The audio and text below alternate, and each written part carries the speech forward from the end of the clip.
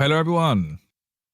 Up nice and early for the games, are we? Well, here we are, back with some more action as we get underway with Nemiga versus Virtus.pro. Now, Benjamin, of course, starting us off with a nice round as per usual. So let's give some context about where we are in the tournament at this point. Yeah, so of course, yesterday we had Group A concluding, right? We had, well, I say concluding, we had basically the team that would be advancing into playoffs directly, which was FaZe. And we also had a team eliminated in the form of Strike. So today we've got those same style matchups. Right? We've got the winners game, we've got the losers game of Group B, which obviously first game of the day, it's the winners game. VP against Nemiga, as they both won their games on, well, day 1 and 2, technically. It'll be interesting to see how this one goes, though. So Mirage is our first destination. We did see the knife round, obviously. VP did win that one. This is Nemiga's pick as well.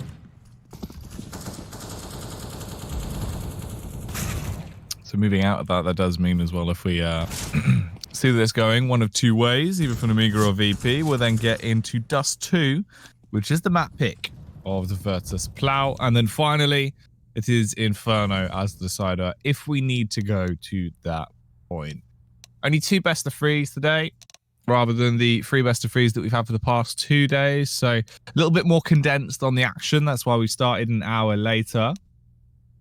Well, hopefully it'll be just as jam-packed as the previous games that we've seen over the course of the week so far. Let's step inside the action then. It seems like we're almost ready to kick this one off and go live for good. Ben, what are your thoughts on this one? Where do you think this is going? Because I do think there's a possibility that this should be a 2-0.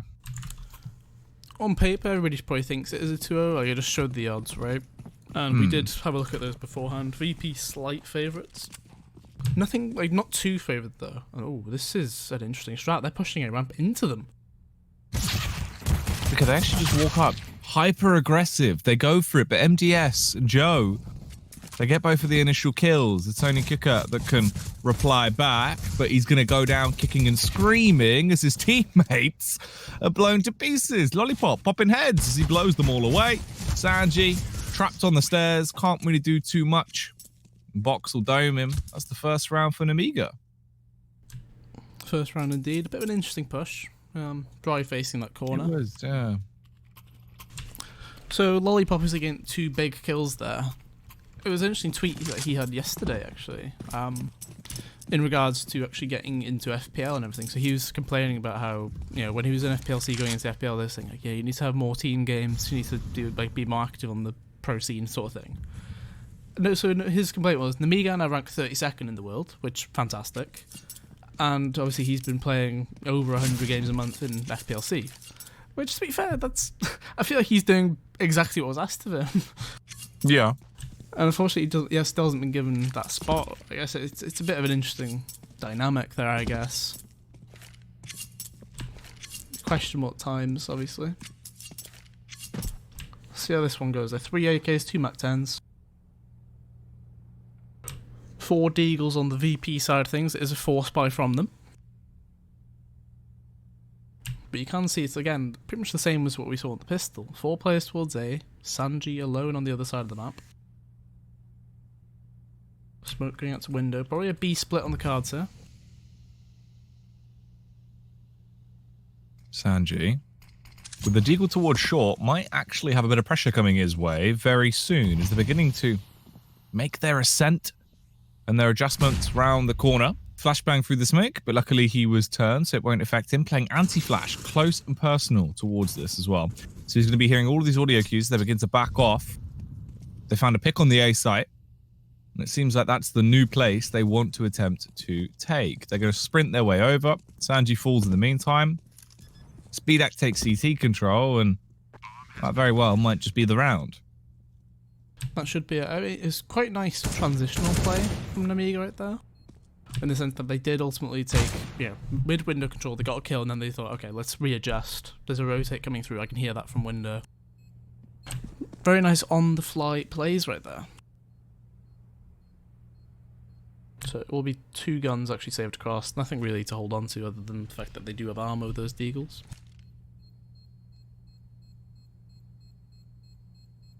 So 2-0 already for Nemiga.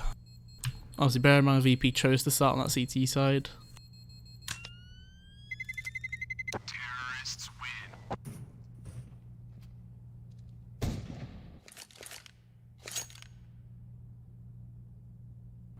Yeah. I mean, to be fair, it was bound to happen, right? They went for kind of a bit more of a gamble play on the pistol. So Nemiga coming in with a couple of early rounds, not too surprising. It's also obviously adding to the fact that I thought it was a 2-0. I still wouldn't be surprised if it was a long series through. I think it is going to be scrappy between the both of them. Just with the way both of our teams have been playing, obviously, in recent form. I still feel like there's a couple of cracks there for VP as well. And Nemiga actually looked pretty good. So if they're able to just come in here and do a bit of damage throughout the course of these rounds, I think we are going to see a 2-0, but it's going to be a very scrappy back and forth game the entire way through our two maps. I think that is quite likely, right? As you said, the cracks were still there. VP, don't forget that Dust 2 performance. They kind of dragged themselves through it. Oh yeah, through the mud. Ooh, this is actually going straight into a B stack, although there's not many weapons. Yakida tried to stab him on the way out. Well, the Deagle Asanji luckily does a lot of work, and all of the Deagles are singing high praises right now. As Tickert, 3 frags to his name, one after another. The ferocity on display with his Deagle. That's disgusting for this early in the morning. You can't be doing that. The awkward thing is they only retrieved 2 of the weapons. They get a Mach 10 and they get an AK. So the only big thing there really is you get the AK and you win the round. Nemiga, they'd already converted 1 of these anti-ecos, which does make it awkward because how have you managed to convert 1 of them and then lose the second one, which is arguably a bit easier. But I'll come through anyway.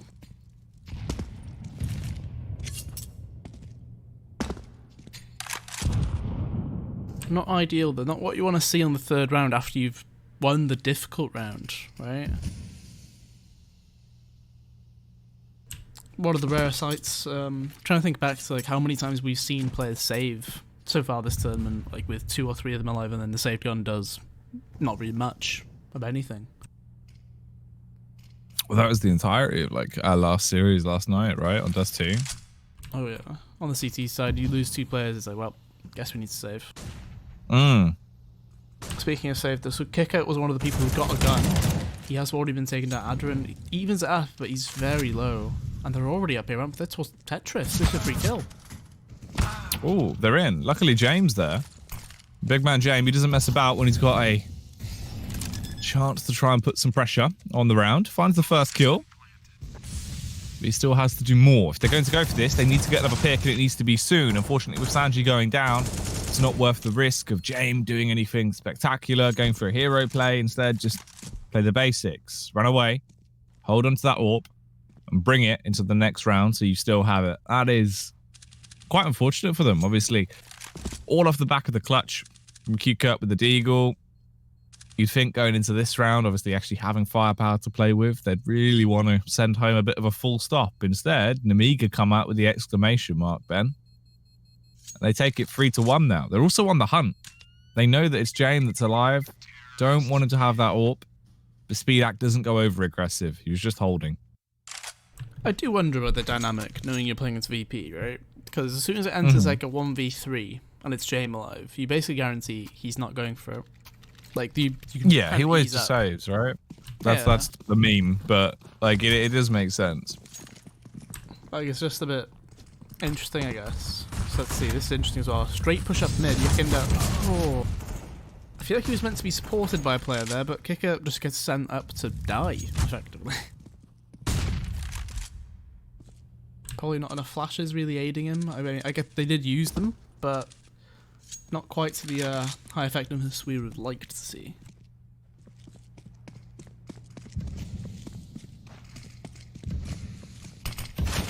Yeah, probably not. MDS, what? Rough one right now, MDS. Doing work. Okay, with Sanji, again, quick feet on the Deagle. Upgrades back to an AK. That's only 2 rifles in play now for VP. Yakindar has another one of these hand cannons. He's on a pretty good off angle as well if they don't clear it. They do look towards it. I don't know how he's gotten away with so much damage and a kill. And now we're back into a 2-on-2. 50 seconds on the clock. The bomb is down. It's recoverable. And Speedak needs to be speedy as he makes his move back over towards the site, shrouding the angle so he can plant inside of it. Sanji rotates back towards CT. Spams in the smoke. but he doesn't get a frag. Instead, he just gets fragged himself. He then wide swings out. Lollipop still fully committing to staying on top of the balcony. And that is another round. 4 in total now for Nemiga. Costly did take 4 casualties to scrape by on that one, but they still got it. Yeah, pretty costly one, but you could see the actual way they were playing that 2v2. As soon as the spam came to try and stop that plant, Lollipop faces out, free kill on Sanji, and multiple players getting stacked up towards ladder room here. This is a bit interesting. Not going to be any effect though. There's only one player on A and it's Kicker. He's getting burnt alive.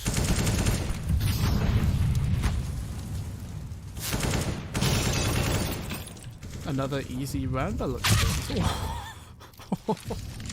From that point of view, that looked actually disgusting. And Lollipop's not stopping now. He's got another smoke kill.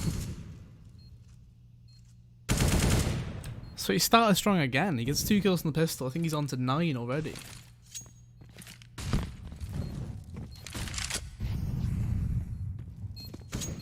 He's doing very good right now. Certainly a good way to show that he's in form on the start of the day, the start of the series as well. Sanji and James will save this. Just sat towards ladder room and Delpan. No one's pushing, so it's all good. All fine and dandy in the end. There was a slight little bit of lag there. I also got that. Okay. Yeah. That's okay. So we should still be saying we're still at the same time. Yeah. Hopefully that was just a little blip. Should be okay though. So let's see. A pause coming through. I imagine on the side of VP, obviously, they've got a buy coming through next. And ultimately, you know, what are we thinking? Because the AWP's already been out from James pretty much from the first buy round. They were gifted around by Nemiga losing the easier anti-eco. So what would be the change-up? I mean, A seems to be a bit of a weakness. B seems quite scary on the side of Nemiga. They go towards that and it seems to be a bit shook. Sanji's getting a kill every single time.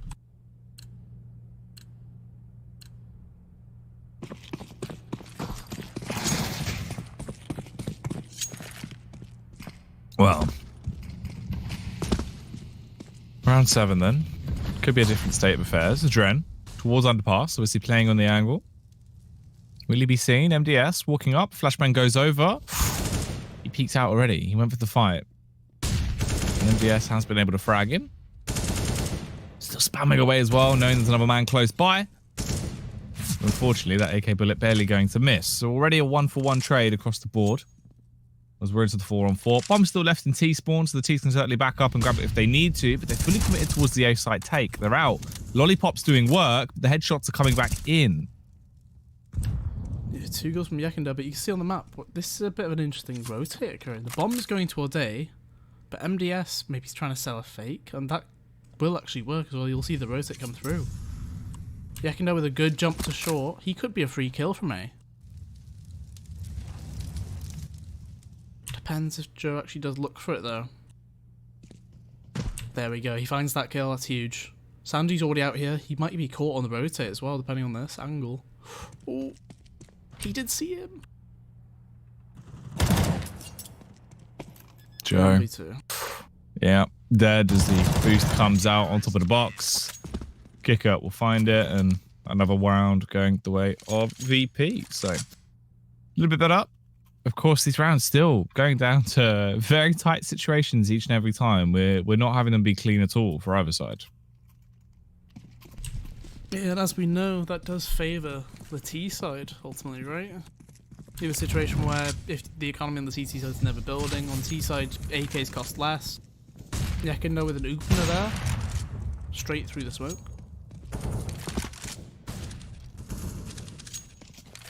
But the trade 4-on-4. Yeah. Lots of damage done though. Picked up on that A ramp quite a lot, doesn't he? Like solo pick.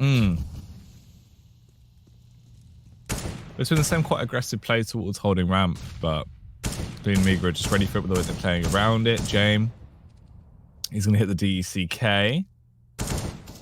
Sanji. Good. It's not overcommit onto the short face. Could have been quite dangerous for him. Instead, they just sprint back around. They're going to try and slow down the course of round 8 a little bit. Because Nemiga are somewhat trapped towards middle. They've got the map control. And they're waiting for Box to come in through Palace.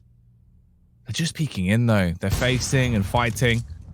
And they're not winning these brawls. Sanji, slain by the AWP. Could potentially just be the save here at this point, as they've taken the site. They do outnumber them. As soon as that bomb goes down, they'll be in good spots as well to just hold this. Lollipop already pushed up towards connector.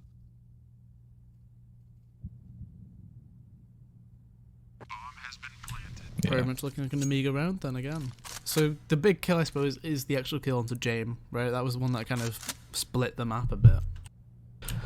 And we saw the peak coming from on the catwalk from Speedak all the way to top con. It was actually backed up by Box's flashbang, which covered James completely, allowing for that kill to occur. 2 guns staying alive.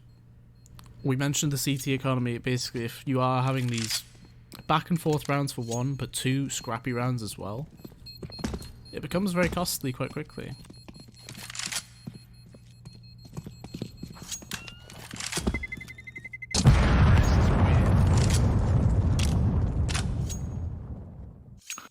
Well, certainly a rough state of affairs with the way the game's been going so far. Nemiga just winning out in a lot of these opening fights, being able to really put themselves into a good position, making VP look quite delicate, quite fragile. You can't be like that on your CT side. You need to try and patch things up. Let's see what the idea is, if there is any kind of adjustment that can be made. For Box, he takes a HE straight to the face, gets a bit of a free hug from a Dren, who will bypass him, not realizing he was right there in the smoke. Turns around with the AK, guns him down in the back, and it's a free first pick with no trade whatsoever. Nemiga, they peace out from middle, they regroup back up, and now they're going towards that B bomb site. Sanji and Ko have already pushed in though. They've gone for a deep play. Oh, as soon as he rears his head, it gets knocked off. This is worrying. Train basically has the exact same thing happen to him. Oh my bad. Complete whitewash, really, on every single peak. Yeah. Head's blown straight off. AK-47 showing its advantageous possibility, right? Just straight headshot, you win the fight. 7-2 we're looking at now. Nemiga running away with it on their map pick. Especially when you consider the fact, obviously, VP, they elected to start on the CT side. I wouldn't say Mirage is one of the maps where you do get that part of CT out of the way. More often than not, it's a bit of a CT side of the map. So this is worrisome.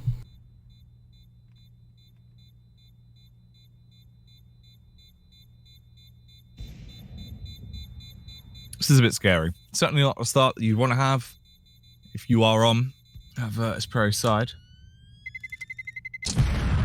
See again, just another 2 weapons saved. Certainly a lot better than some of the previous saves they've had to go for, where at least this time it's a bit more beneficial, but in the grand scheme of things, I don't know if it's really going to matter. If Nemiga are just going to carry on winning the firefights like this. Beautiful peaks there from Joe towards the bomb site as he made his move in. It was very crisp. Anyway, back into the action now. Round 10, 7-2. Ooh. This one-way smoke is always a bit treacherous. A bit predictable though. Ooh, I was going to say it's a bit predictable because you know why is there a smoke underpass. He gets the first kill and gets taken down as well. He's probably overstaying a bit there.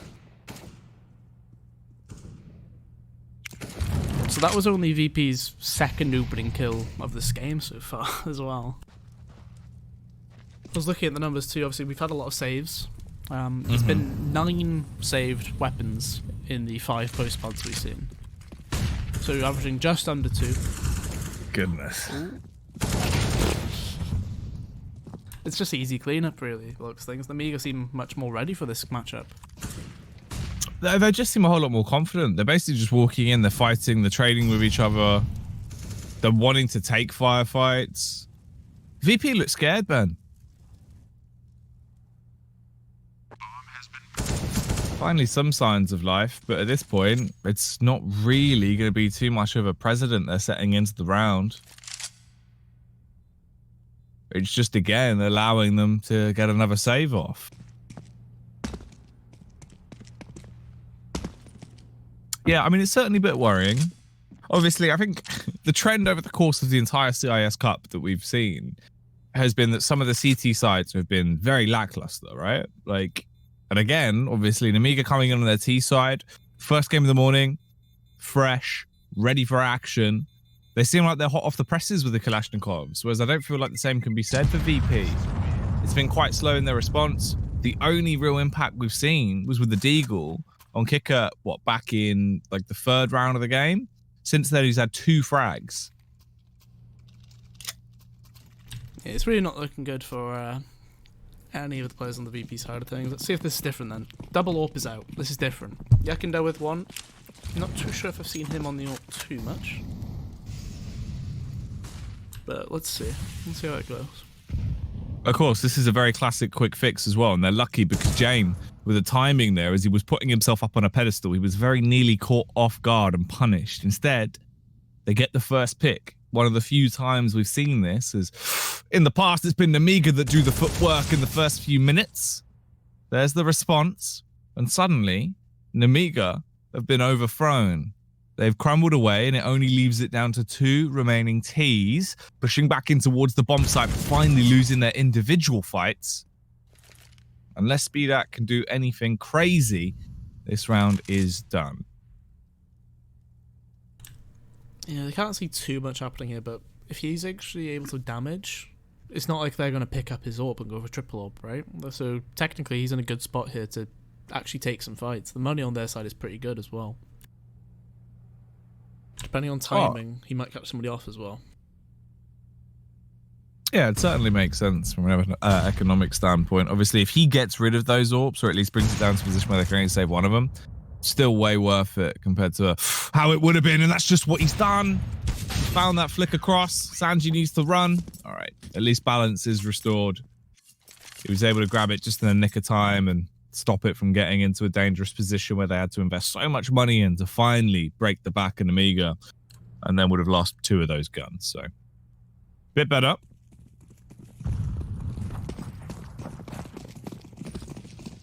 Ooh, this is the change-up though. So classic situation where we know if you've got double AWPs in the other team, one way to make them less available to their team is to actually go for a straight-up execute.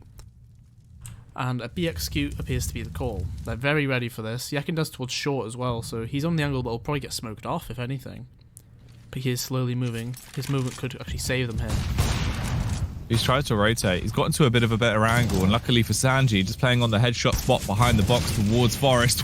He gets on talking of headshots, though. James, wielding that AWP like a shotgun, punishes them with the first. Dinked on the side, a little bit scared, but still fighting strong as Yakindo will come through. It's the frag off onto Joe. But all of a sudden, like a hurricane through the bomb site, Nemiga have blown them all away. Q-Cut comes flying through the window, but you might have hoped that he would have stayed far, far away. As soon as he got in there, he was fragged out. Nemiga respond instantly. They completely shut down any use of the AWPs. They make it so it's so hard for VP to play that round, playing against the buy that they brought out. And now, round 13, it's a 9-3 scoreline. James has an AWP. Everyone else is down to pistols. 3 Deagles and 1 CZ. That's it. Yeah, this is pretty much encompassing the idea of, if James can get some picks, we can make this round work. But if we on the pistols actually drop, he needs to save that weapon because he has no money next round. It's a very, it's one of the situations where I kind of mentioned yesterday where the CIS region is very known for it, where if we have a chance to increase our win chance by 25% or something, they'll take it and they'll see if they can do anything with that. Basically trying to have as many rounds as possible where they've got, probably 20 to 40% chance of winning, regardless. Basically not allowing any rounds to just be throwaways as well as the other way of looking about.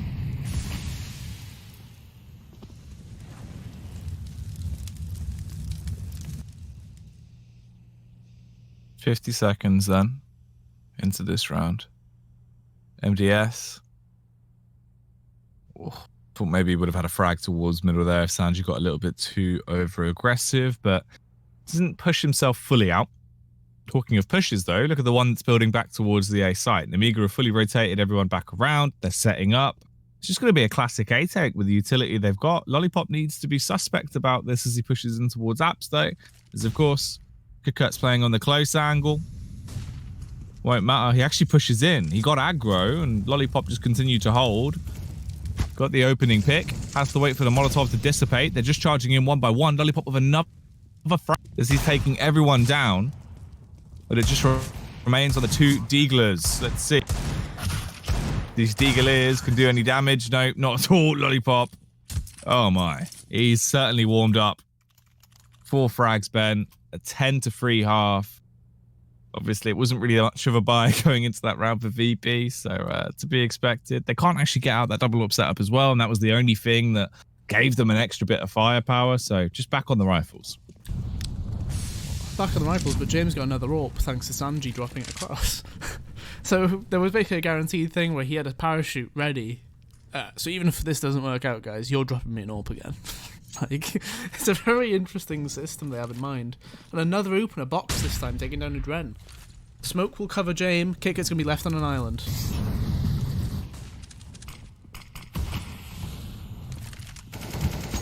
Oh my goodness. Spam coming out. Oh! The double kill from Box. As he's just bombarding everyone with his bullets. Speedak gets tagged in a headshot. As Sanji just pushes up back towards triple. Unfortunately, James was so isolated throughout the entire course of that, he couldn't do much, and he puts himself up on short. He is slowly backing off, looking towards the bomb. It's a 1 versus 3, and he's not going to go for it, though. He will keep the AWP. James time, save time, as he can't afford to not have an AWP into the final round of the half. That means, though, it is a guaranteed at least 11 rounds for Nemiga, and I'm sure they'll be gunning for that 12th.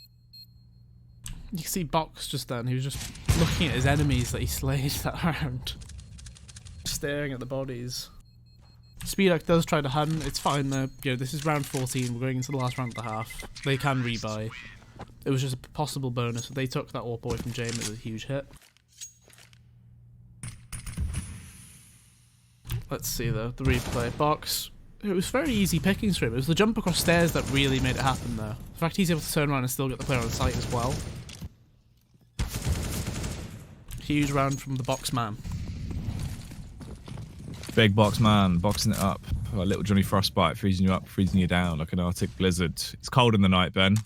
But he's warm in the mornings, it seems. Doing an awful lot of work so far. Lollipop finally fragged out. He has been a huge impact factor for the Nemiga squad. He's been doing an awful lot of groundwork, so maybe that will change the course of this round. Although the trades are back. Yekindar given a free haircut that goes quite wrong, and he loses his whole head. So the interesting thing is there, though, MDS got that kill into Yekindar with the bomb. So this B fake should have been immediately called away from the CT side of things. There should have been an immediate reaction, you know, I just got killed by the guy who had the bomb. That's a fake. You do not need to be towards B. But they're hoping they can go for a double fake. Maybe send 2 players through underpass, that might be the best play. One of the players going through, I think Box might be the one that just sends himself out, hoping to sell as much of a fake as possible.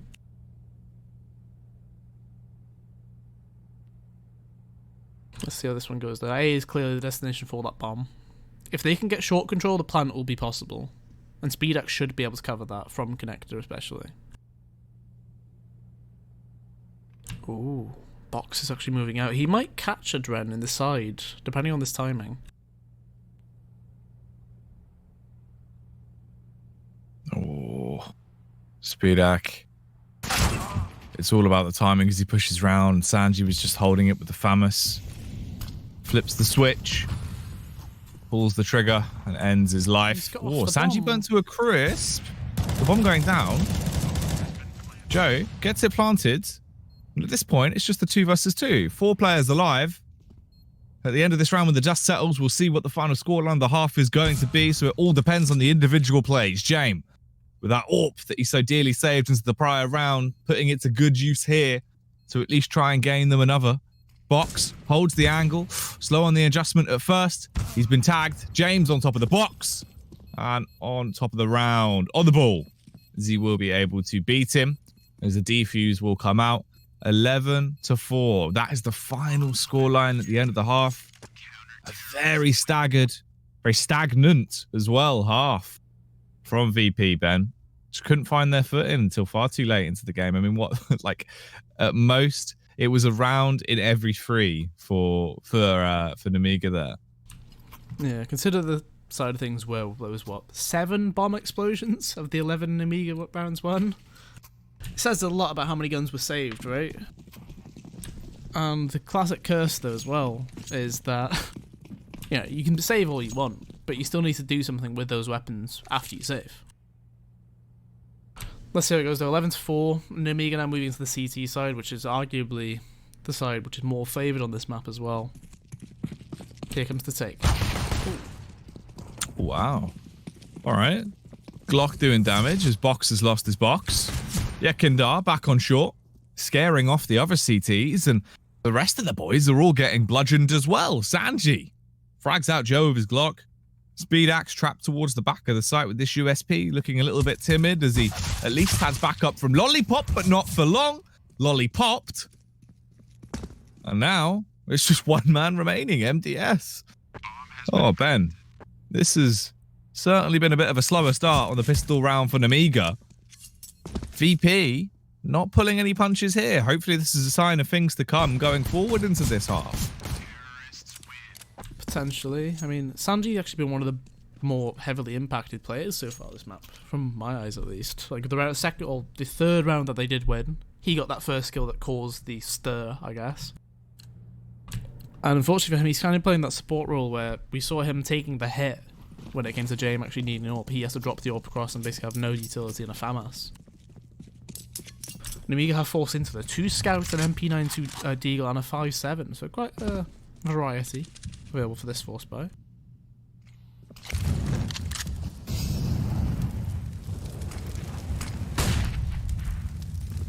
So Yekindar was towards B. We saw for a second Speed at peeking that. He did get the tag off, so Yekindar having to play a bit further back there.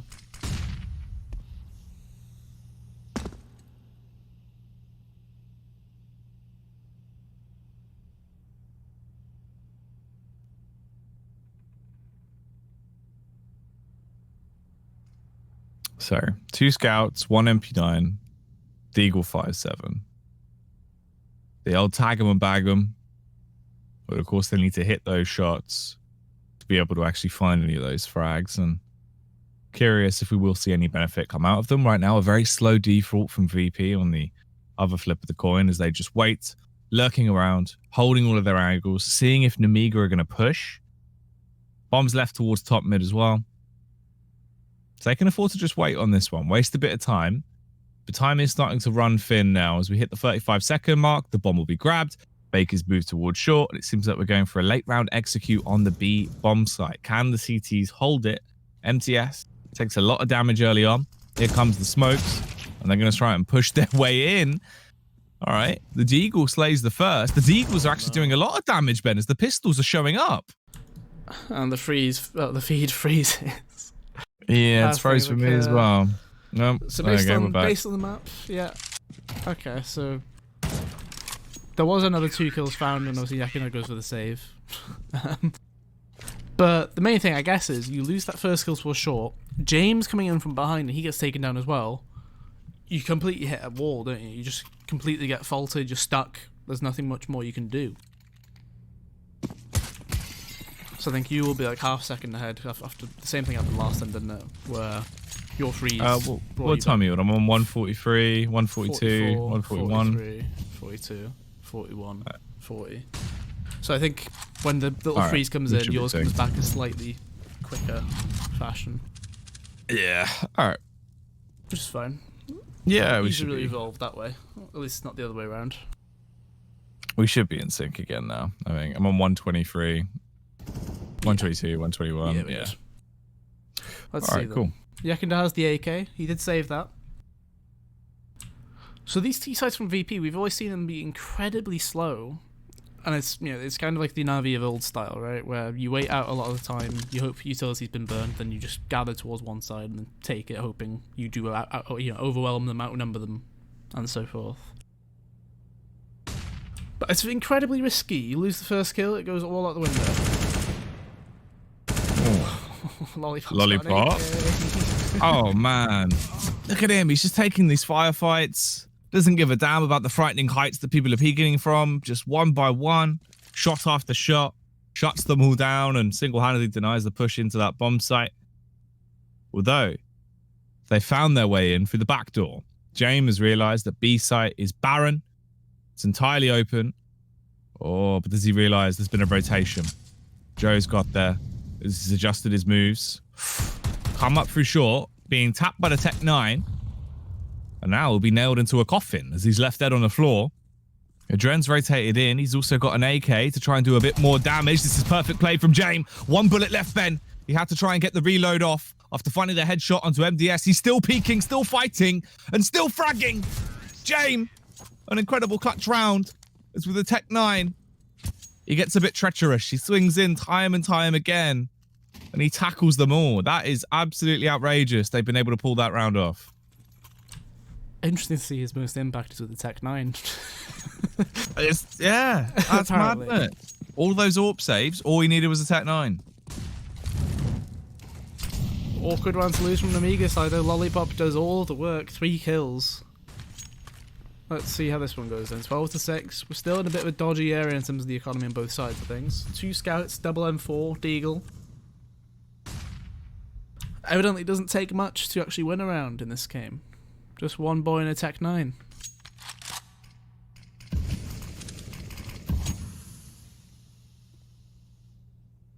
I guess that was all they were lacking. I don't know what the comms were like there on Nemiga though. It felt like it must have been quite sluggish on the response. Obviously just couldn't quite deal with all the chaos and carnage that was occurring. MDS spams the Deagle, but none of those going to connect.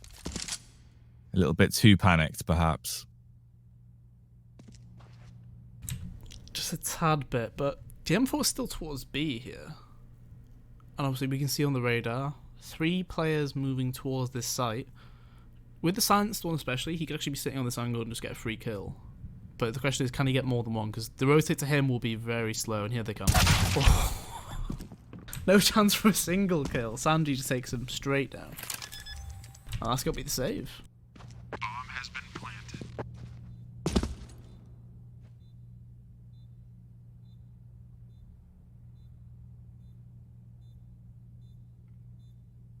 Yeah, they got to let it go.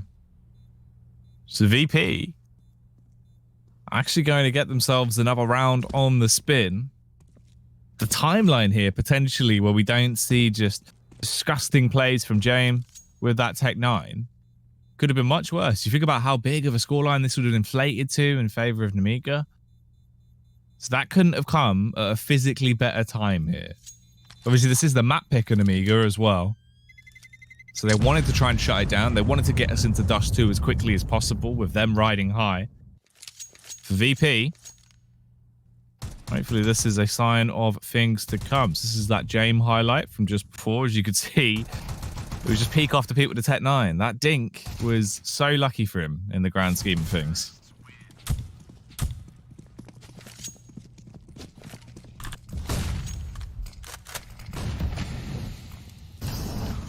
This is actually all a fake as well, unfortunately. MDS, ooh, he'll be here for this, but he just has a USP. There can't be much he can do. Maybe a kill at that. Does get the 1 kill, as forecast, but as I said, there's not much more you can do, really. Smokes will come out. It's going to have to be another save, really. And that's perfectly fine, you know, double saving on the 3 guns that did survive. Especially when there is armor on some of them.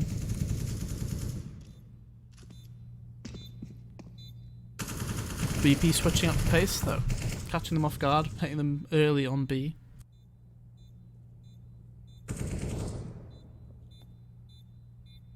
Sanji might actually spot our box as well. Just walks up. It's like, you know when you have those submarines, and you just see a guy pop out the top? Mm. That's what that looked like with his little scope. Hello Checking there. things out. Here in my yellow submarine. Excuse me, sir. Can I interest you in a subscription to CIS magazine? None today, thank you.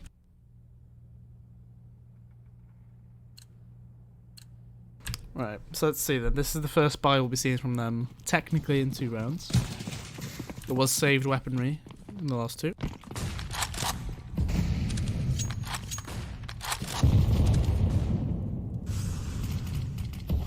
Speedak stuck on the scout, obviously because he did save that.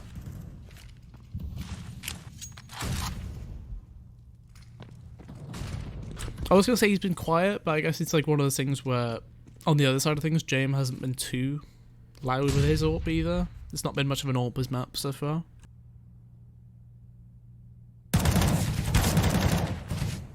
Decent damage exchanged. Unfortunately, a second repeat unneeded. Oh my. Yeah, this is not good whatsoever. VP, ever since they found their footing on the T side, after the terrifying Tech9 affair, it's just been all about the Virtus.pro boys. They've been dominating into these rounds, and another frag is found. There's the final killing blow onto MDS as Adren will clean things up. 12-9 now. 4 rounds, one after another. And a pause finally comes in. You probably believe this will be for Nemiga, obviously to adjust things, talk about the pace of the game. Their cache is quite fragmented as well, Ben. It's not good. Yeah, not looking ideal on the Nemiga side of things. Sanji seems to have just had enough, really. Very easy kills for him.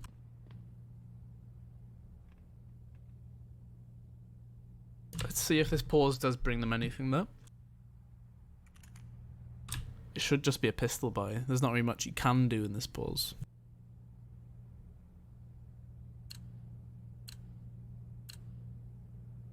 So we're looking at 12-9 VP now have a chance to get to that double-digit mark. That's the scary bit, right? When you had a lead, which was big enough, when the other team hits the same digits as you start getting a bit more concerned. That smoke towards top con actually missed. There's a big gap there, but unfortunately for them, or fortunately for Nemiga, they can actually take advantage of it. This should be another round. Oh my. Yeah, look at them. They're just playing target practice right now. There's not really much of anything at all that can be done from Nemiga. One by one, they charge in. They don't have the range to contend with these AKs, and the AKs are certainly starting to slay. Lollipop, knocked out, blown away by Yekindar. And the scoreline now hits 12-2. 2 rounds away from equalizing this. That looked like such a hard prospect on the switch at the time of the half. It seemed like VP were really far behind in this one, and it would be a struggle for them to get it close. But ever since they got those AKs in their hands, it has been a totally different story.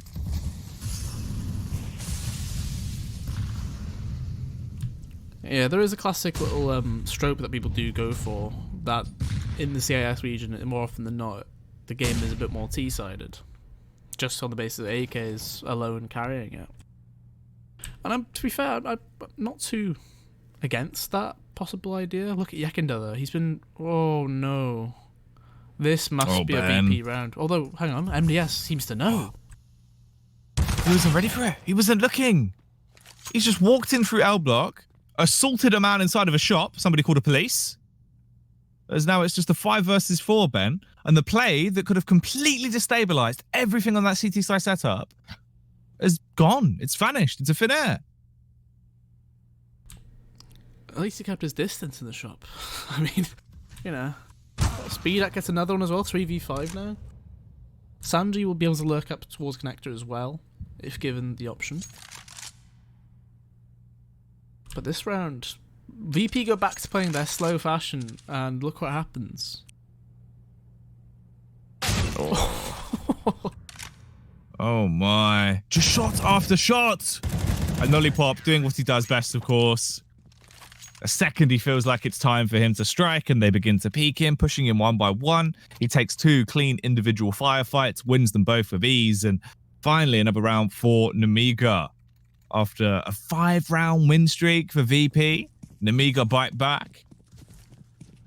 the potential with a different timeline. If Yekindar wasn't assaulted inside a shop, man, the timing on that, truly unlucky. That was kind of the major play, right? We saw VP moving, and look, back to fast plays. Can they do anything? Lollipop doesn't even get a single kill this time.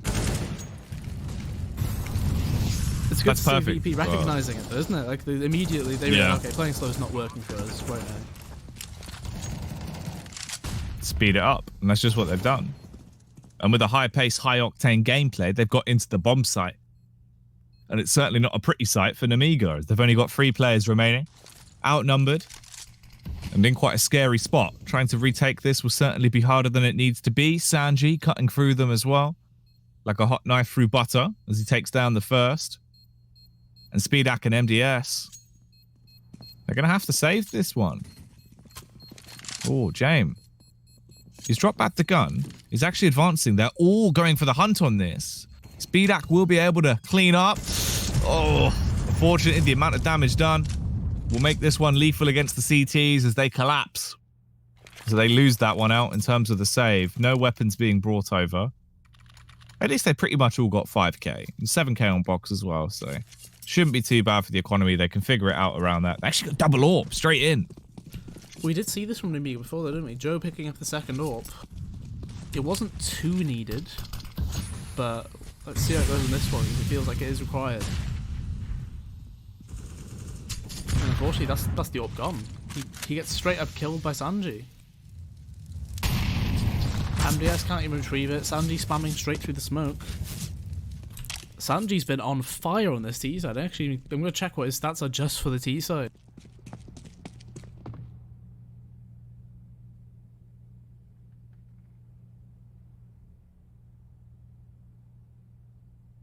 This has certainly been a horrible, horrible position to finally be left in. Lollipop.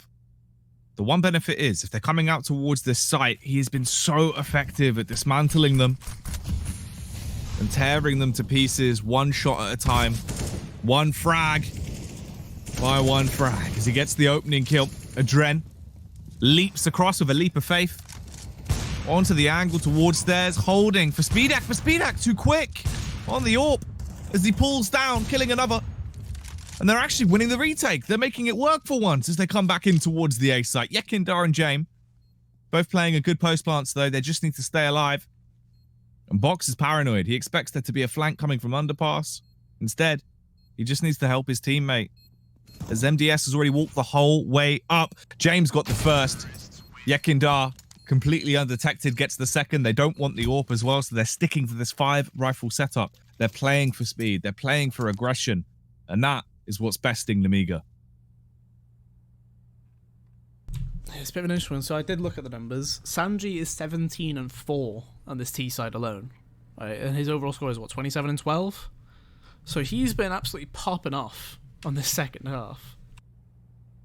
2 kills in that round as well. Paul's coming through, safe to assume it's Nemiga, right? But it's kind of crazy to think how that retake could have been very different. If Box grenades towards fire, it's then a 1v2 with James at ramp. Let's see, they're 13-12. See if they can actually get more rounds.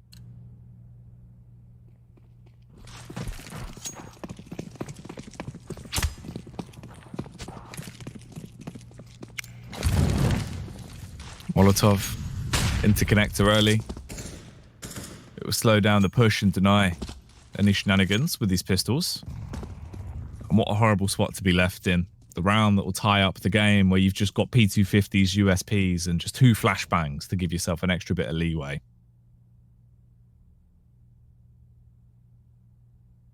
It's a similar situation to what we saw yesterday quite a bit, in the sense that the CT side unable to get rounds on the board. T side build up such an economy that even if they lose one, they've got another buy and another buy and another buy. Yeah. A smoke's coming in. Box has that flashbang, but that was going to be used for a mid crunch. So Speedak now has his, and they're ready to crunch towards A. They find Lollipop. Yeah. Oh man, they're just gone. That's it. Deleted. No chance. MDS is the only one there, trying to do damage, but not successful at it. 13-13. Benefit is, of course, they've been able to build up that cash slowly over time as it trickles back to a better position. So finally they can rebuy. I think they're actually debating what they want to do in terms of the rest of the cash remaining if they go for a double AWP setup again. So do have 7k on Lollipop and 6.8 on SpeedEck.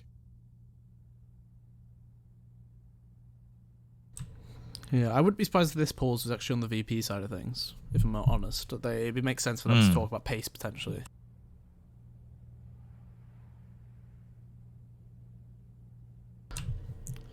Let's see, the 13-13.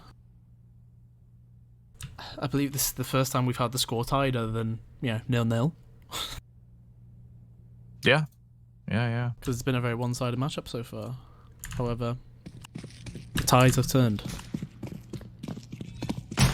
It is crazy how much over the entire cup, though, like every day we've done at the CIS Cup so far, has been this same story of CT side versus T side, just tale of two halves, where everyone's playing such a weak CT.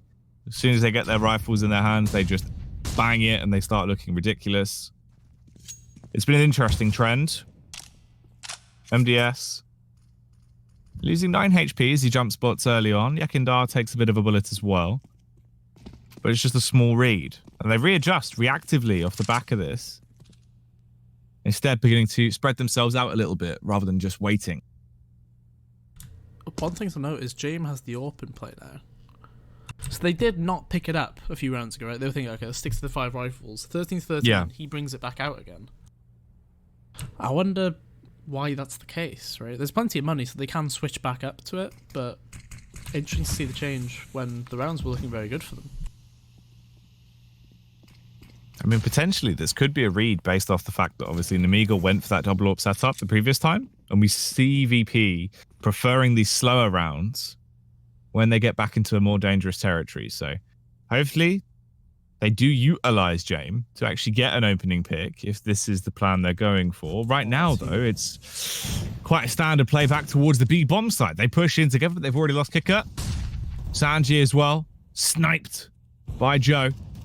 He's a sniper with a hell of a scope, and he's trying to take out a terrorist or two. Yakindar trades with the AK at least. Box comes through onto James, and that AWP's gone. But Joe, he vanishes through the smoke. He goes up like a puff of smoke as Adren will frag him. Yakindar blown to pieces, and it's all up to Adren playing from behind the van.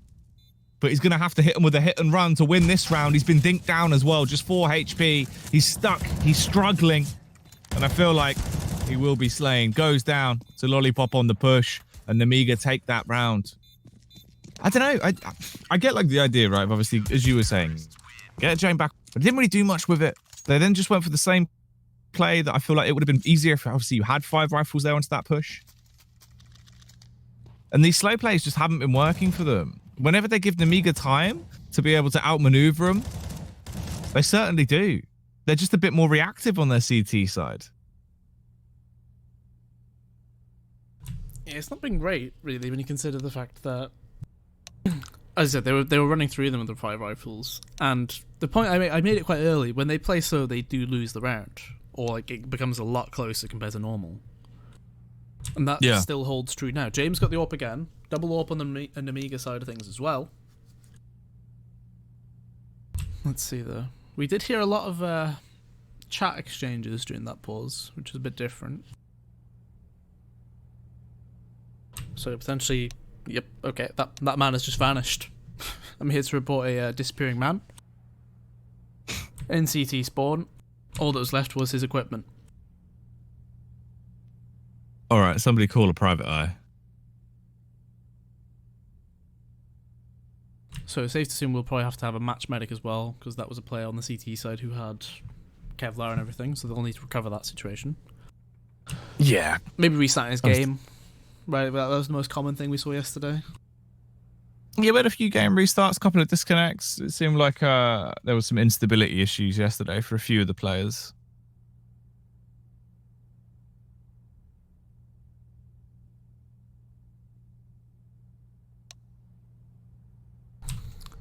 So I would talk about the money on the side of things on both teams, but we can only see the loss bonus, unfortunately. But I did mention VP did have money, right? They'd built up quite a bank. So they should be able to buy out to end the game. You know, even if it is this round and the next round only be the last 2 rounds. Yeah.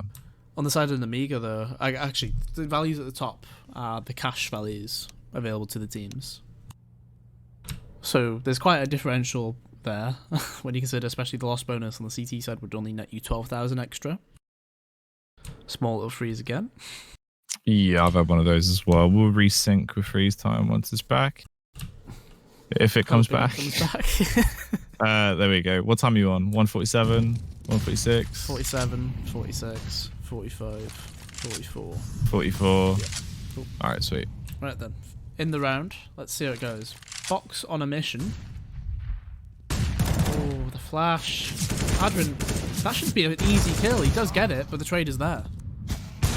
Oh, okay. 2 picks coming in quite quickly for the CTs as well. Molotov coasting through the air. James! Oh, no. That was an awkward encounter. A strange one, to say the least. And now we're just left into a 3 versus 2. Sanji and Yekindar, the last 2 Ts that are here triumphantly trying to save the round. And they need to. Otherwise, this is going to be a 15th found for Nemiga. Sanji with a pick. Slaughters Speedak. And Yekindar will go back to grab the bomb as well. They are fully committing to this A play. Sanji's deep into CT. He's deep in these streets. And he's swinging like a lunatic. But heads MDS. And it's all down to Joe now. He can either go for it, try and make the hero play and hope to clutch the round, or save the AWP, take it 14-14, and then come back in on round 29 because their cash is abysmal. Yeah, the loss bonus is only 2,400 as well. Smoke towards connector will finally land. He is on the correct angle to actually just spam straight through, but VP have no reason to actually plan for triple. So the default might come through. 15 seconds, bomb goes down. He doesn't have a kit, but I imagine there is plenty of kits around the actual site. Yeah, so 1 on the floor there. He's still looking to actually make this clutch happen, but they're playing double firebox, and that's a guaranteed recipe where you cannot make this clutch happen in my eyes. 1 of them facing out should be a free kill, really. No way he checked. Thought for a second he was. That's really unlucky. Oh, man.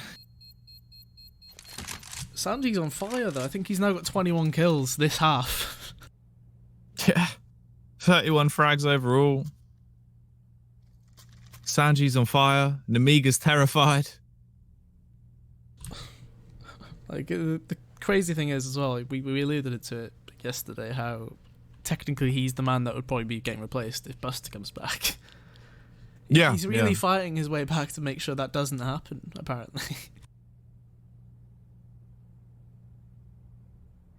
He's certainly been showing that he can do the work and that he wants to remain fighting for that spot. And some of the performances he's put up, he's shown that he deserves it. I mean, especially just getting back into the game here alone on that T side. He's been huge for them in opening up rounds, being able to close them down, keeping them on, just dangling by a thread. Nemiga, they do have a buy. They've at least got firepower. Oh. But they nearly don't have a speeder because he's just left on 26 HP as that airstrike bombards around him and blows him to bits. Great damage there. This is do or die, though, isn't it? Like, Nemiga, no money left in the bank. They've gone all in here. VP, even if they lose it, they still have money available as well, so likelihood of overtime quite high, assuming the CT side win this one. That's a good start. Box taking as Sanji, the major player so far on that T side for VP.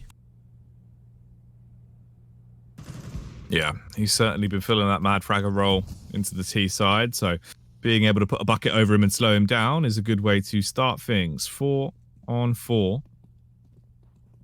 T's haven't committed. They've still slowed down. They haven't necessarily thrown themselves into a dangerous position just yet, and they do have an extra bit of utility still to work with. They've also got the lurk of Yekindar towards middle. He needs to backstab. ideally to get a couple of frags, but actually he's rotating off. He quickly sprints out of there and tries to get into a better position. He's going for the long haul rotate, but meanwhile his teammates are dying. Adren, he's been killed. Box with a bold play up on top of the stairs, a superstar attack, but Quicker is slaughtering them. Oh, 2 disgusting kills with the Kalashnikov. They've got onto the B bomb site, and the bold rotation could have been to run, but there's no time. There's no man alive. Yakindar gets it. It's done, surely. They don't have to peek. Box wins the round on his own there, right? But Yakindar, he can actually just go for kills. There's no time. You saw both of them go for the kills. With his weapon, ideally. Yeah, you know? Ideally with your gun out, mate. Not. Been playing too much WoW, hasn't he? I need to press my 4, Straight 5. fire spec. Yeah. Alright, let me just drop this Molotov right here. Ah, I'm dead. Ults up. Oh. That's wild, though. I feel like, I mean, the full rotation the entire way through B. Bit overzealous. Oh. He gets the kill and doesn't get traded. But Joe, Sanji's just on a mad one, but he's been taken down. He heard him, right? MDS knows. Nice. Up on top of the Big van. Kill. Yeah, that's clean. Fire. Burning on the dance floor. Sean DePaul, also known as Jame, entering into the bomb site now, though. Holding for a peek if he gets given one. Yeah, I heard that he's got the right temperature to shelter you from the storm. Oh, Lord. You can beat the Jame. I'll be the save. Oh, there we go. Jame with the entry. Takes down MDS. 2-1-3 into the round. They do have the bomb. And they do have a little bit of time left as well. 50 seconds to be exact. Adren. Slowly shifting his way back around on short, but he needs to be poised for this. He has to be ready, otherwise Speedic will take him down, but he's not watching. He's not looking that way. As he begins to twist and turn, he's tackled, overthrown, and left lifeless on the ground. Box comes back around. He executes the jump. The Molotov goes down in just a nick of time, and James clears it with the AWP to slaughter him. Lollipop, he's been so proficient throughout the entire CT half. Countless 2Ks. Can he get another one here again today? Walking through the smoke. Adren with the timing, focusing on the smoke, debating in his mind whether or not he needs to fully commit to holding this angle as he waits. 20 seconds left on the bomb. As Lollipop begins to crouch walk his way out. The timing's a bit off. He sprays round his head, but luckily he pulls down and he takes him down. 15-15. We're going to OT. Kind of crazy that they still lose that round, right? 2v4. We did see a 2v4 earlier on as well. Overtime is in. Dren did try his best to not get that round, I guess. But it was mostly Jame controlling the actual show there.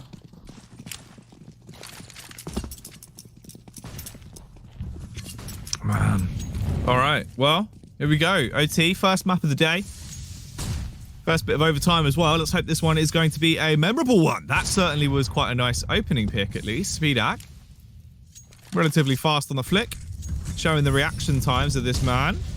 Huka back towards the A site, though, doing what he does best. Getting much needed impact frags. As Joe's gone. Oh, there's the second. He's playing with high octane right now. Flash over. Wants to fully commit into it, but doesn't. The right move to make. Or else there would have been a barrel of an AWP put down his throat. And that's not what we're about. He backs off, links up with his teammate, and they're going towards B. Probably. I mean, the feed's froze. There we go, we're back. Let's see there. All the CTs currently on A. Jame with the bomb leading. However, Box, if he walks, he might actually have a really good timing on this. Kicker, does he check underpass? No. So Box, assuming he checks behind him when he comes up these stairs, which he does, it's free kill, 1v3 for Jame. Jame. Out on the bomb site, planting the bomb. What can he do with this AWP? Holds the first angle, expecting the push to come in through shop. And he's getting aggro for it as well. He's actively trying to take the fight. A disgusting Kurt angle to play from, but he fires at just the wrong time. There was 2 opportunities there, but none of them go his way. And the kill comes through from Speedak. He's done for. There's the defuse as well. The first round of the OT goes to Nemiga. Speedak finally getting on the board. It feels like he's been a bit quiet the last few rounds. Orp is out though, gets 3 kills. The opening 2 really were the main ones. And Box, he's been a major player in the last like 5 rounds or so. There was that round towards A, right, where he got the bomber, pushed through the smoke, got the bomber again. Yeah. Let's see how it goes for the second. Obviously, this is a MR316K. They're pushing up mid as well. They pushed before, got a kill. Box blinded. James going through it. Why? They take the fight, but like, it feels so ill-advised. Yeah, it's one of those where in reality you just hold, right? If you're into a position like that where you've not fully committed out, just hold. Take an angle where it favors you to actually stop them from pushing up. Rather than just swinging, especially just on your own. And look, we're what, a few seconds into the round and it's just Sanji and Kikurt left. This is not good, Ben. This is bad. This is so sad. Guys, this is so sad. 2 versus 4. Sanji on top of the ladder. Speedak just jump spotting. Oh, he is showing his head, and Sanji's trying to pop it open like a watermelon, but he can't. He's not able to. Q-Kurt's the only one to find an impact there, and it's just one measly frag before he's taken down. 3 players get through, and Nemiga take another round. So clean sweep so far on the CT side. Can they keep it going? Speedak on the fire right now. 6 kills so far in overtime alone.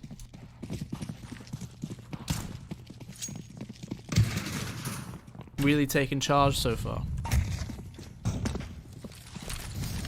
VP still have the buy. Oh, that is unlucky for Joe.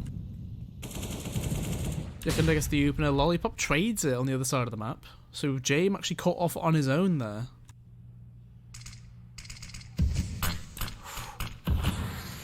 There's definitely a scenario there where that smoke hits Box and Yakin just starts spraying and kills him.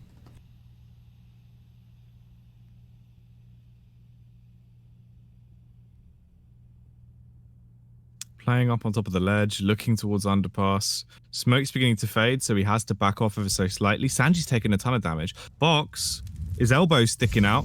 But Yekindar's not looking. He has adjusted himself now. Oh, look at the timing. Both of them in sync, looking at each other through the wall, but eventually when Box pushes out, Yekindar gets the better timing and gets the frag, giving them a manpower advantage once more. VP, finally, on a 4-on-3, as they're back towards their bread and butter. The A site, this has worked so well for them in the past, as they will try and slip inside. Let's see if they can claim it through the smoke. MDS, all he gets given is a couple of bullets, and he'll take those straight to his grave. It's up to Speedak and Lollipop to fully commit to this round. Speedak, clean shot with the AWP. Flashes over the top as well. Looking for a little bit more. Trying to punish them with this big sniper rifle. And that's just what he's doing then. Are they ready for the second player to still be towards CT as well? Do they suspect it? Or will Lollipop be able to catch them off guard? He pushes in. He's just walked his way in towards the site. Got a clean frag. And it's down to the one-on-one. One bullet is all it required though from Yekindar. Oh. That's wild. That's the way the half is rounded out. As Yekindar gets off a disgusting one-tap. Channeling is in a scream to take a 17-16. You know he'd be screaming after that one. There's literally a half second, less than that actually, on that kill there. Lollipop peeks out a second, well, you know, a few milliseconds later. The smoke blooms, Yakunda doesn't even see him. And that's probably round 1. Yeah. Potentially a huge round in the grand circumstances here. 17-16. Speedak. Oh, trying to take things early, but Yakunda does the same towards underpass, getting the opener.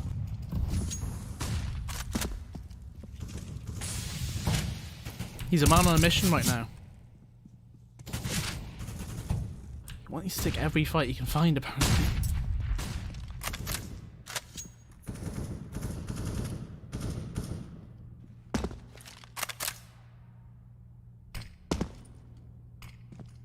Oh. God. That is absolutely vile. That headshot.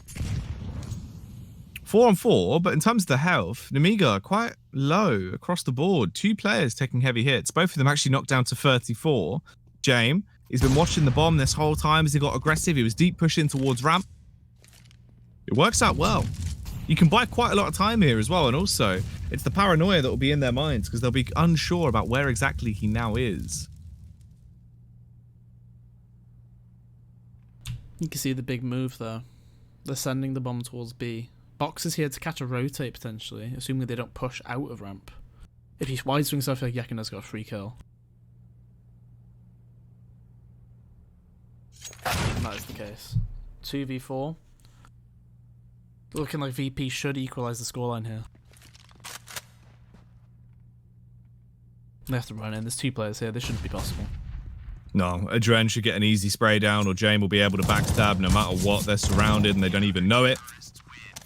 Adren will get one, Sanji mops up the other, and that's it. 17-17, it's all tied up. So now it's a matter of, are we going to a double overtime? Will they split the rounds? Or will someone be able to win them both and actually close down the course of the game?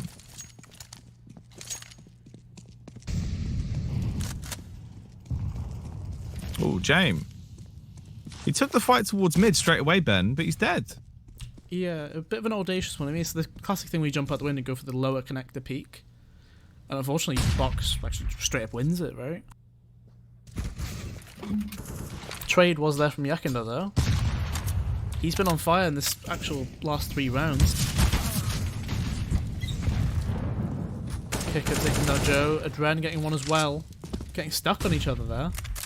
This attack has been completely halted from Nemiga. They're just not really doing too much together. Oh, it's certainly not. And now it's a 4 versus 2.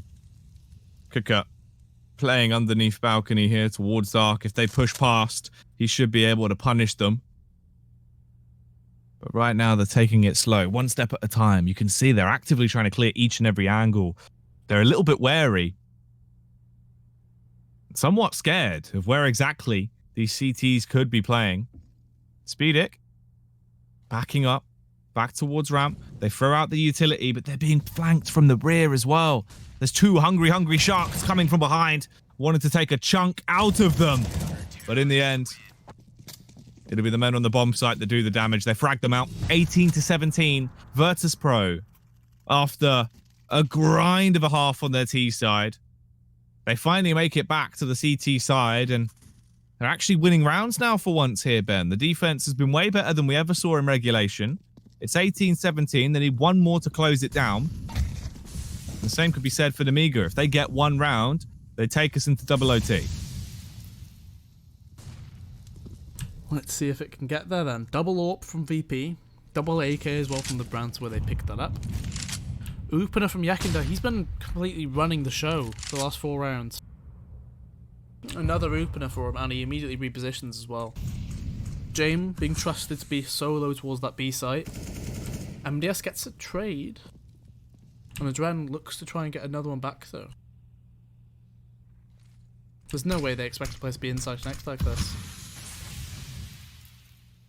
That Molotov could have been huge. Adren. He's just walking out. He knows there's a man there. He was looking towards Delpan, but he only got 1 shot off. And it wasn't a fatal blow. 'Twas but a flesh wound, Ben. As Nemiga, they have a manpower advantage now. They're into a good position. 4 versus 3. 2 AWPs still up, though, for VP. One of them being on Yakinda. He's already had a single frag into the round, and he might need a whole lot more to deny this oncoming attack. As Nemiga, they're ready to overwhelm. They're ready to overrun the site. They're pushing in. They've got contact. They know his location. Sanji's done for as well. In the meantime, he's gone down. Yakinda, scared on the cross. The backstab developing. His teammate in James needs to save him. He has to get that kill. But James, he fluffs his lines. Yakinda with a flick. A disgusting one at that. And the follow-up tag. As he puts the pressure on. It's Yakinda time. Nade out towards HE. Towards CT rather, as he does a little bit of damage, but time's ticking away. He has a kit. But there's so many angles that are in play from the CTs. There's no chance. He can't win it. And it goes 18-18. We're going into a double OT. Double OT confirmed here. James not really able to cover Yekinda's back there, was he? I suppose as well, you don't really expect the AWPer lurking to actually get, what, 2 kills in that section at mid? He killed the Dren and he also kills James there as well. So back to square one. One team needs to win 4 of the next 6 rounds to take it in this second overtime. 22 is the magic number at the top of your screens. And Yekinda's had enough of the AWP. He's back to an M4. He wants to be able to run around a bit more. I mean, it's probably a better position for him to be in. He's a whole lot more versatile when he can just roam. He's in Palace, nearly right at the end. He probably has 3 kills coming up. Yeah, that's what I mean. This could be sick. This could actually be absolutely vile. As he's walking his way out, he's played the timing majestically. Does he have the trigger discipline, though? Doesn't want to make any noise. Slowly walking his way around. If he can get up behind them, that should be 2 free frags. As Lollipop's already low, it just depends on how he prioritizes his target. Oh, the reload! Lollipop realized what was going down, but he couldn't do anything. He just had to sit there and watch as he tried to slam the magazine back into his rifle. In the meantime, across the board, everyone's being slammed. Asanji swings out, MDS goes down. There's one singular trade from Joe. But I think it might just be a flash in the pan, Ben. I don't know what more can really be done from Speedek and Joe here. Yeah, I'm not too sure. A bit of an interesting one. Speedek drops the AWP to go for an M4. Joe just goes, that's mine though. Just takes it himself. I'll be having that. There was a reason he's picked up the rifle so they could be mobile. There's not much time left. Goes to the top of the stairs, gets taken out, kicker. Speedek, there's no chance here, right? He's on his own. And off the back of Yekinda just switching back to that M4, right? Yeah. Could have been a different story. They could have fought together, but doesn't really work out. So the first round on the CT side goes to VP. Weird how in regulation, CT was just not working. It was horrible for both of these teams. As soon as they've got that money and they get into OT, game changer, Ben. Double ups whenever they want them. They're winning their CT rounds. It's game changing, isn't it? Certainly is. Look at him though. It's not even like he has support there. Nobody was flashing for him. He just took the fight. He's playing like that was just him on his own. Like, that is bizarre. And considering, you know, I mean, he did half damage. That's not really good enough when you consider the CT side of things. But regardless, you'd be thinking, right, okay, so you've lost Yekinda. He was the key factor in most of your round wins the last, 5 or 6. Nemiga now have the mistake to make, essentially, right? It's all in their hands. And they've already done it a few times in regulation. There was a few 2v4s we saw. Sanji. Oh, he spots at least one. And the player top mid should be taken down. That's easy. And, oh my word. There's the mistake. There it is. Oh, man.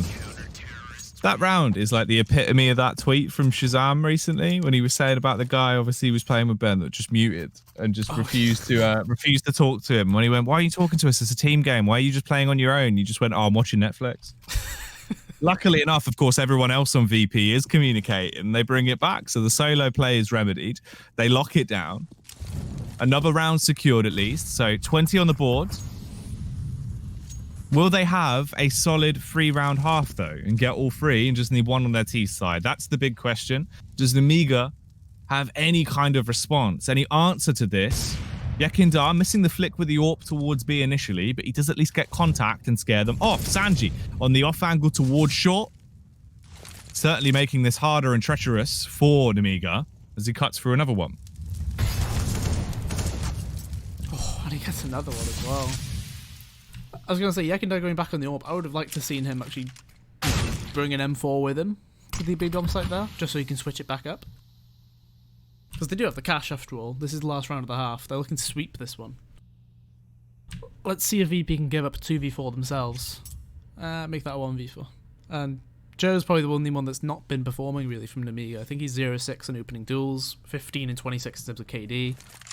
This should be 21 on the board. He gets 1 kill. It's a grind of a round he'd have to go for, though. Oof, yeah. As he peeks, Shekindar's there. He's got the angle. That's it. 21-18. It's been a nail-biter up to this point with how back and forth the rounds have been, the constant strings that Virtus.pro have had to throw together. Whereas now, it's the one time it looks like they are finally set up to get that last swoop off, take the guillotine, and win the game. So, just to draw attention to Gen.G once more, right? Because he has been the easy MVP of the map for the VP side of things. 41 kills right now, 6 opening duels, 3 opening deaths, 12 multi-kill rounds. That's the huge one. He's been getting a 2k in, what, a third of the rounds? That's a crazy amount. Also the only player on above 90 ADR right now, which is, again, a feat in itself. He's on 104.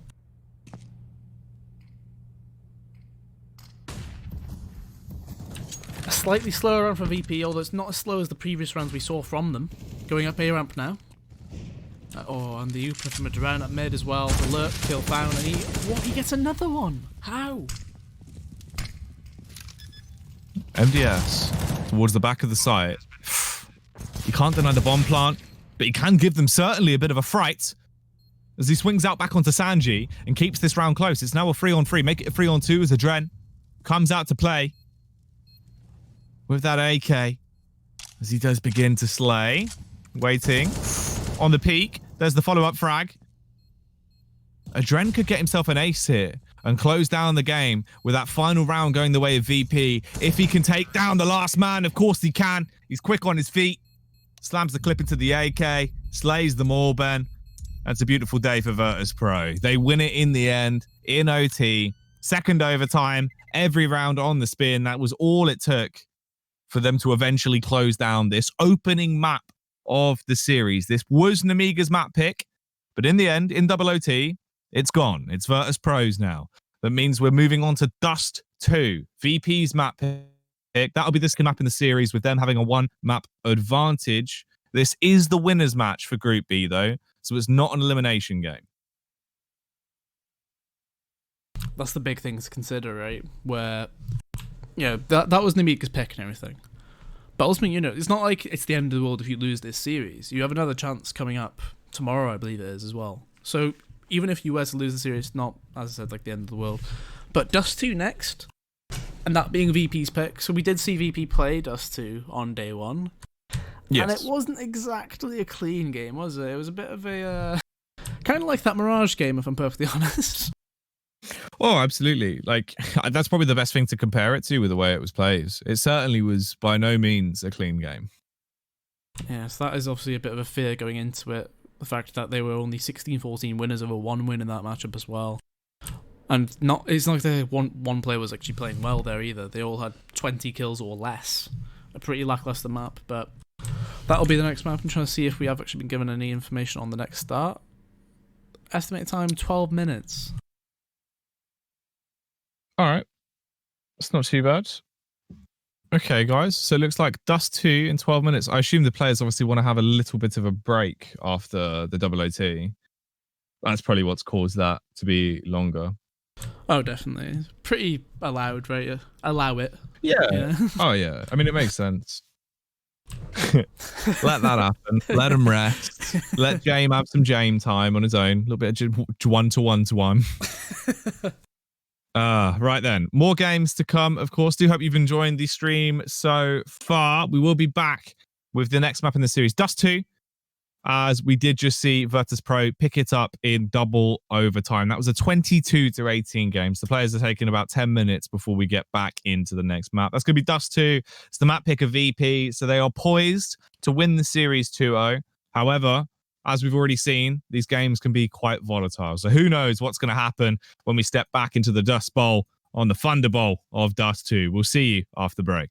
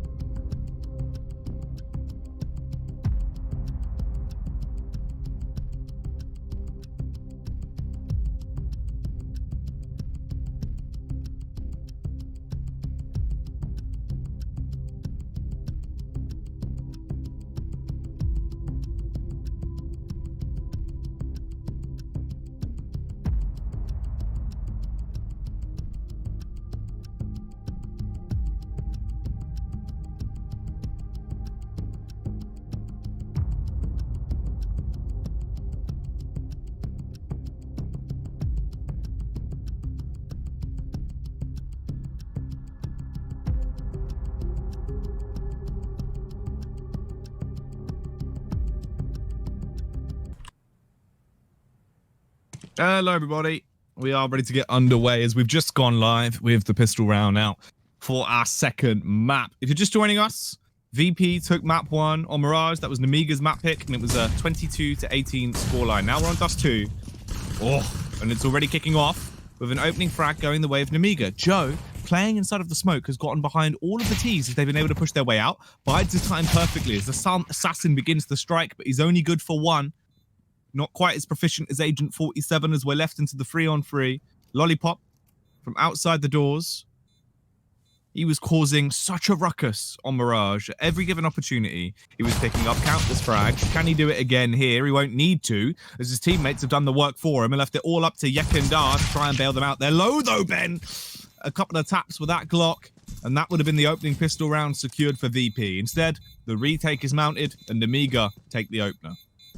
Huge run from Speedak, right? 3 kills coming in, 2 of them being, I'd say, crazy headshots, really. Unlucky for Yekindar, as he said, they were so low. All he needed was an extra tag. And especially because that bomb timer we saw, there was probably about, what, 5 seconds left at the end there. So, pistol for Nemiga, 4 spy from VP though. 2 AKs on the board, Galil Scout and a Deagle.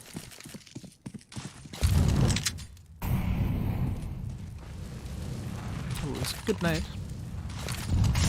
Doesn't do as much as I thought. Oh! Could he see anything? I don't know. I don't know if that was just an MDS's intuition or what that was. But he's absolutely banged him, Ben. That's an interesting one, that's for sure. Adrian does retrieve the AK that was there. And he actually does get the scout from James, because James does have armor. Looks like B is the play though, a bit of a contact play. They're going to need a good flash here though. There's 2 players on this bomb site. Unless they just go pure contact. Looks like they're just walking in. They've been seen. Smoke goes down, but they're already out. They've pushed past it, so it won't matter. It's not going to help the situation, but those bullets certainly will as they begin to bludgeon the oncoming terrorists and slow down the overall push. It buys time for the CTs to rotate round as well. James leaps into action as he gets that bomb planted. Ooh, Lollipop, what? With the MP9 launching around the corner like he's on a trampoline. And he's certainly got a spring in his step as he sprints his way back into the B-bomb site as well. Sanji peeks with the Galil. Look how much damage is done. This should be an easy slaughtering to clean up the round, but it keeps close. Oh, luckily they've got a wild James though. Very bold of James to actually take the fight. I mean, they were low, but yeah, he did go low himself. Replay kicker. Nice entry actually onto that bomb site, and he did actually get the kill blind there as well. But that is the actual anti-eco failing on the Nemiga side. They do force themselves back into it though. Flashes out long. Yekindar does get out, he gets the opener as well. He's going to be a man on a mission in Dust 2, I can feel it. The style of play he has favours this sort of map. Yeah. And everybody clears out long, other than MDS, who kills a Dren. Gets a map 10. Needs to survive though.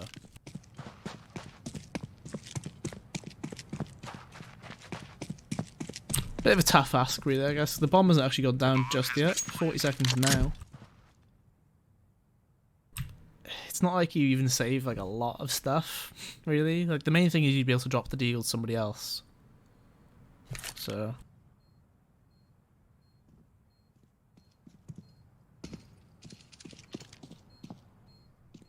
just a case of waiting down the clock here.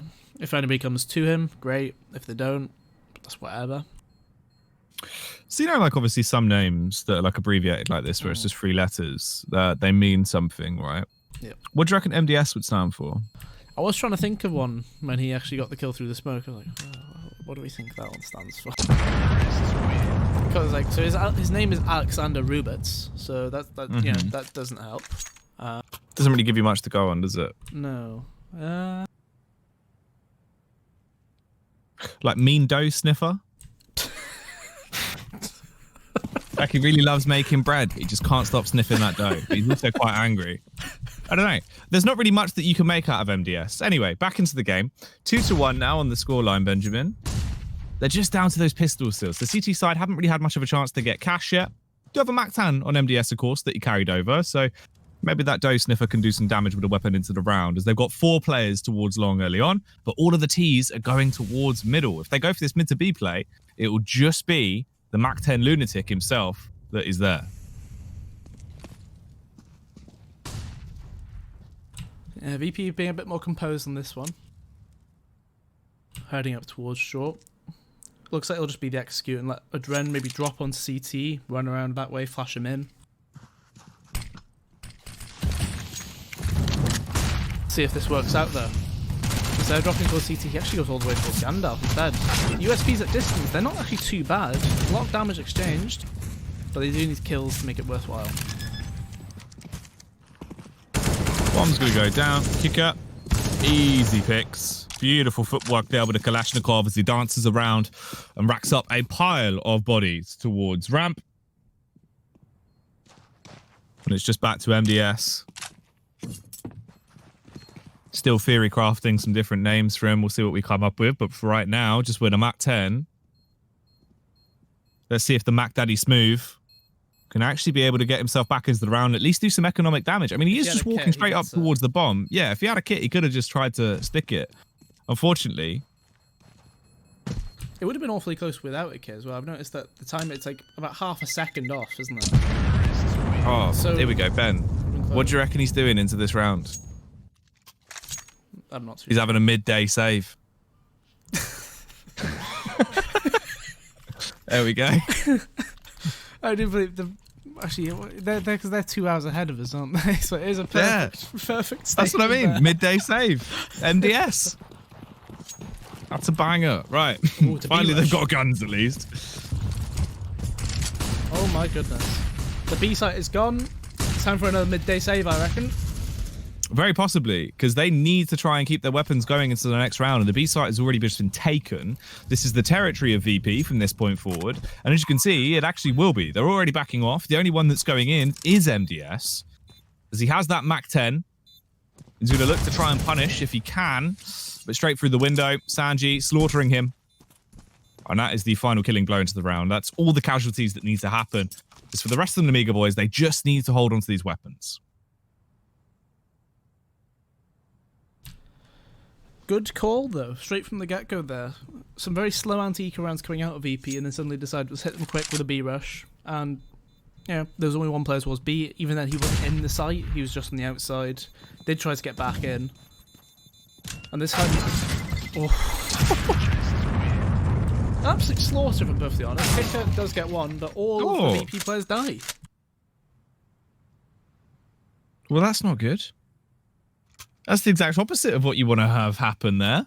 Because obviously you're trying to make it costly for them, but instead, that's the role reversal. At least they do have more bang in their buck, and they can reinvest out with the additional cash they have. Also, James now picking up the AWP. But what does he do with it? Towards middle, just holding more of a defensive angle. Bit of a bug there on the scope, of course. He's not just staring at the floor. What are you watching, James? just the bugs on the ground, actually. These ants are having a turf war. It's quite interesting. Looks like there's an ant's nest in T-spawn. Good call. It is interesting how many bugs CS does come out with. Even if like nothing gets done, for example, to like the scoped AWP, yet somehow you just get a bug coming out of nowhere. It's like, oh, there we go.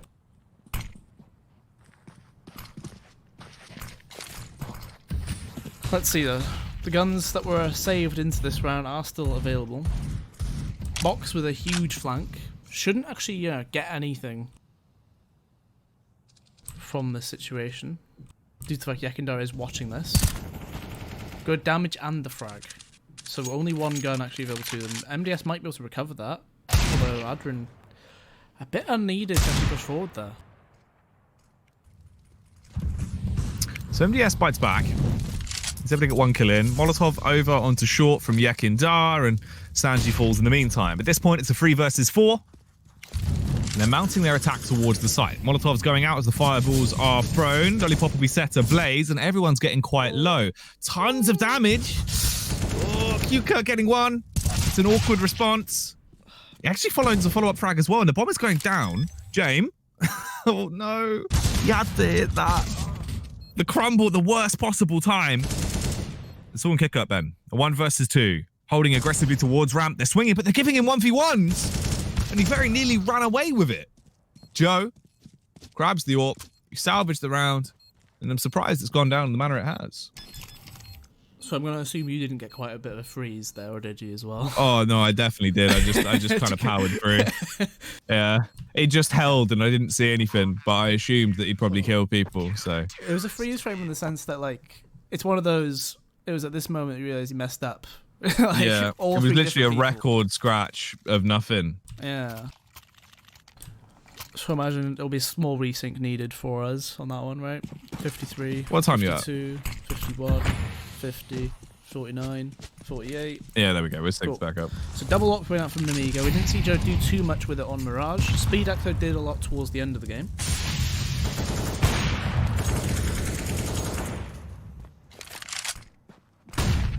Good flash from Kicker. And I was going to say he should be able to get the first kill, but Lollipop gets the kill and bails.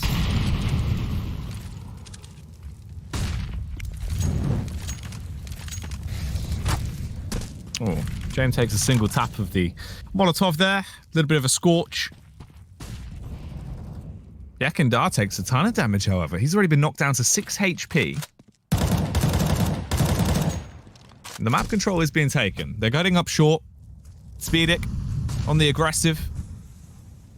So we'll at least find one pick. It's been quite a slow round from VP, and this just hasn't worked out for them, Ben. A lot of the aggressive rounds that we saw on Mirage was their saving grace when they tried to go for these slower, more methodical rounds and playoff picks. It didn't really work out for them too well. So we just saw that MDS flashed B ramp for Box to clear it. He only cleared the close angles, however. 30 seconds left. They're going to need to go for this push. Speedak has a flashbang, but he's on the wrong side of the map. It's going to be 3 players with B. Are they saving? Or are they actually going to try and rotate off? I can't feel like it's a save. Looks like a save to me. Yep. Let's give me a save. 3v4. Or 3v5, rather. They decide it's not really worth it. Yekender can drop an AK to a Dread if need be, but I feel like it should be okay. So let's see then. With the fast plays, as you said, not working out too much on this map so far, could be interesting to see them transition back to the slow play, because the Nemiga seem very comfortable with that idea. They seem very ready for that.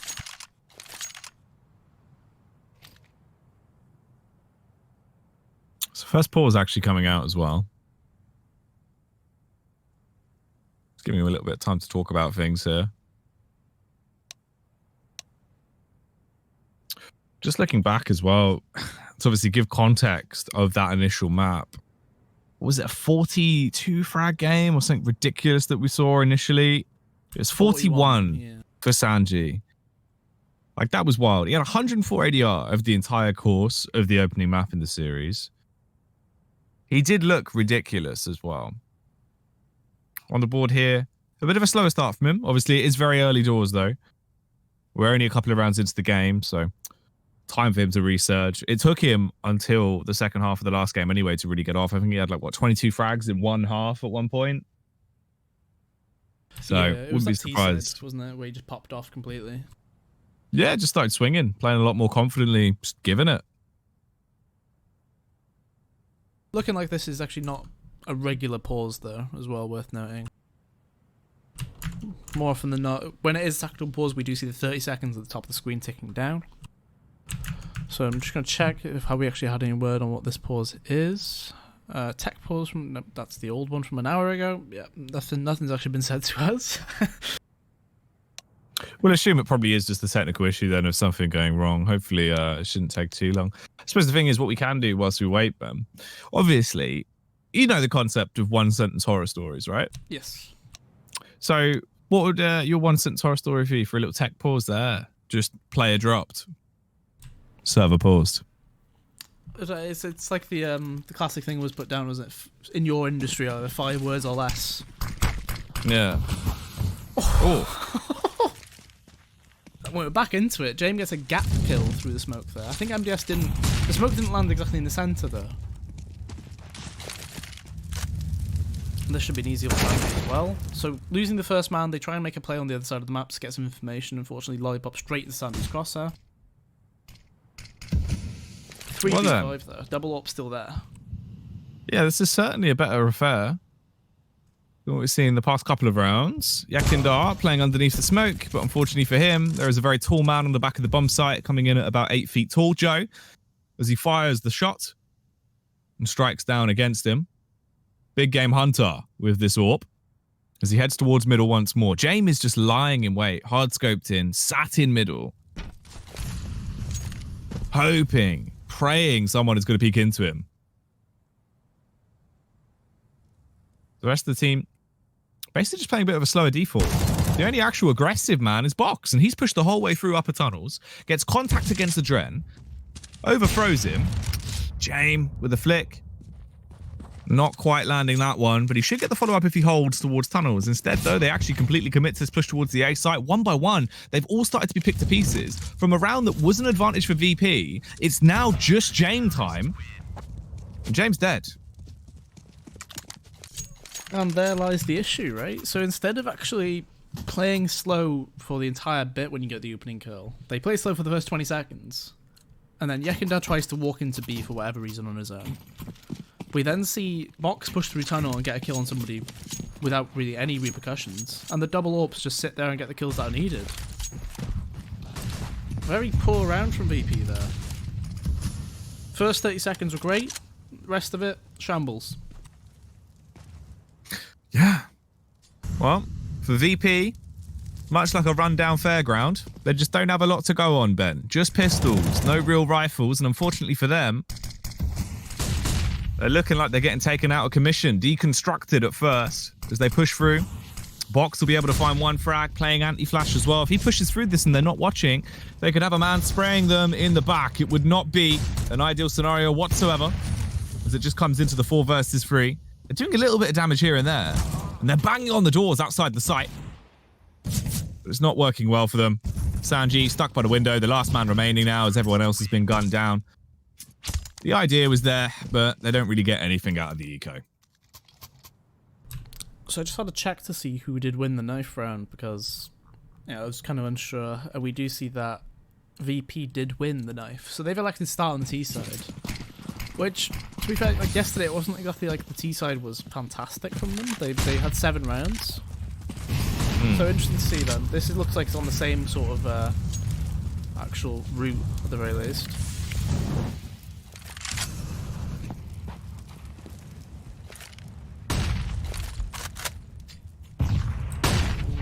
Box, he's flashed it. Free kill, but the trade is immediate. Big fight's being taken towards them. Back over at long, Lollipop might actually end up into the 1v1 here versus Gen.G.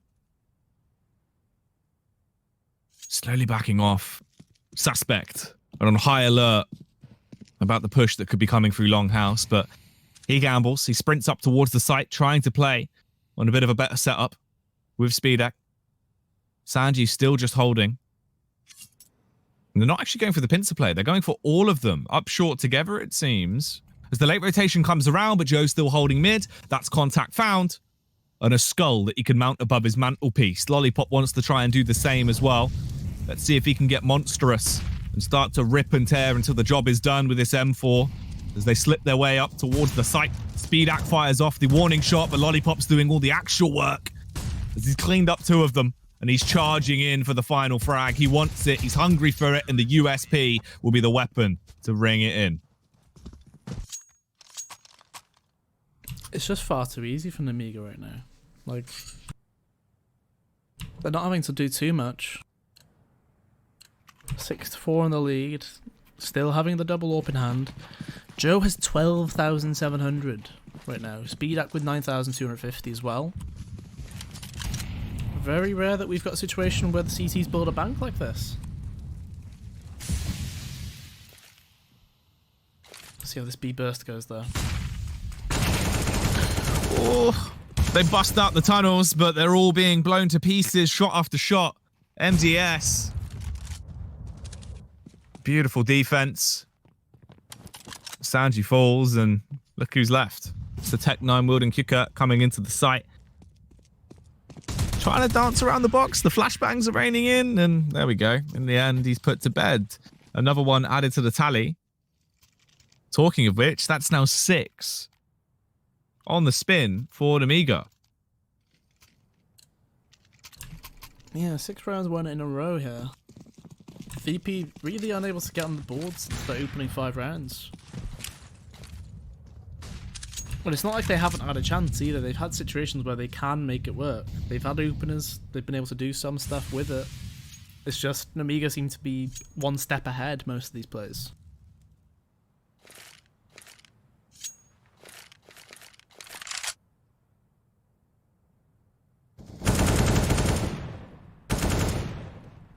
So again, a bit of a slow T side from VP. More focused towards that mid to B area, which would make sense. Like, you can separate and maybe get a two-way attack onto that B site. Force the B players to actually think about things. Like we saw yesterday with Windstrike.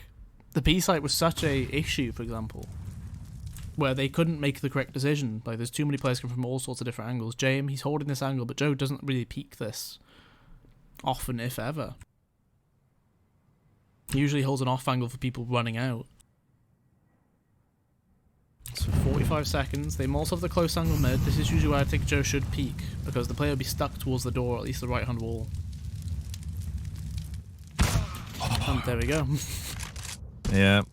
In the end, he faces, and James still just ready for it, lying in wait. Takes out the first man. Utility is soaring through the sky as well. And there is another trade. It leaves it in a little bit more of a stalemate, but the player's coming in towards the B-bomb site. Unfortunately for Lollipop, he could have had a fantastic play towards the end of the round, but no shenanigans today. None for MDS either, as he's played that same position a little bit too much now. VP are aware of it. And they're not going to let it scare them. They'll charge in, pre-aimed. Single bullet is all it required, and now, just Speedak. In a 1 versus 4, this is the save game. Can he do his best Jame impression? He wants to get some kills. You can see that they've got plenty of money.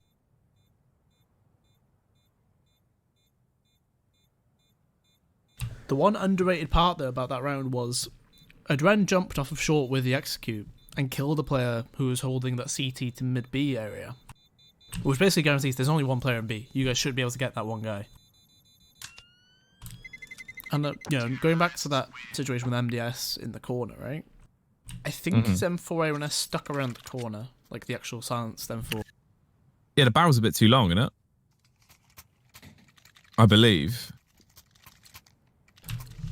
Yeah. For the way he was holding. It's also like the 3rd time we've seen him play in the angle, so... It's a common angle when you do normally have 2 towards B, especially when it's an AWPer, because you don't really want to take the AWPer's angles, right? Yeah. So there's very limited options. Bit too much girth on that barrel. Too lengthy. It's just a bit too long. Jame, though. Same Molotov being used close mid. Speedak returns a grenade over the top, and that does a lot of damage to Dren. 56 damage. And oh, the flash comes over, and Speedak gets the kill through the wall. Self-assist on the kill there from Speedak. Flashed himself in. Adran sat behind the fire, toasting some marshmallows as he waits for the attack towards the A site. The reposition comes around as the rest of his teammates will link up. Let's see if this posse can punish on their push towards A. MDS, no longer at the B site, now at A, will be tested once more with this oncoming avalanche of Ts that are about to swarm into his domain. They sprint through the smoke, exchanging flashbangs galore and trying to keep him tucked in behind the box, keep him timid.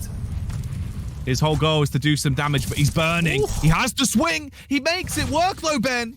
2 kills out of that. I don't know how he's been able to pull that one off, but the Ts respond. They get a couple more frags to at least bring the balance back in their favor somewhat. Oh, Yekindar, he has to be quick. He was trying to sprint towards the site. He knew they were coming up short, but he couldn't make it in time. And both of the AWPs get a kill apiece. And Nemiga, they take that 8th round. Their CT side is looking so clean right now. This could be a 10-5 half, Ben, if they carry on like this. It's putting a lot of weight on the pistol round on the second half, isn't it? Oh, this is going to be a complete attack. 4 players towards long for Nemiga. VP coming out as well. Adren gets the opener.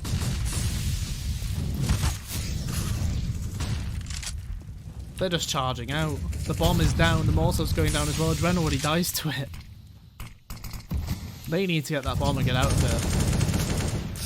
Ooh, Sanji. Simon through the smoke. Takes down Box. Speedak. He's scared the death. He's scared the look. He's shook. But in the end, the confidence comes back as he charges through. But it's not going to work out well. Set ablaze as his corpse hits the deck. Sanji with the flick as well. As he throws the clip in the AK. He slays from far away. Lollipop not having a good day whatsoever. But this could be a fabulous round for VP. They're fast on their feet as they sprint their way back around towards B. Joe arriving on the scene a little bit too late to provide a helping hand for his teammates, just seeing the body scattered across the battlefield towards long. And he's going to have a long rotate back to B, Ben. If he wants to go for this, that's also the debate. Does he run the risk of trying to make this round work? They have cash, albeit it's a little bit broken in places. Bomb goes down as Sanji gets the plant in. And now we'll see what the call's going to be from Joe. Probably just a save, let it go through. 8-6, and then play for the final round of the half. So Sanji was blessed in that round by the CSGO gods, if you might have noticed. He put that smoke down towards the corner again, where there had been a previous smoke. He Molotoved behind it, and that caused the old reveal through the smoke situation. So he was able to see Speedak entirely, just how he gets that smoke kill. He then gets the reaction kills to get the second one, to make it a 2v1 in their favour. Blessed by the CSGO gods, like, simply put, like, there's nothing more to it.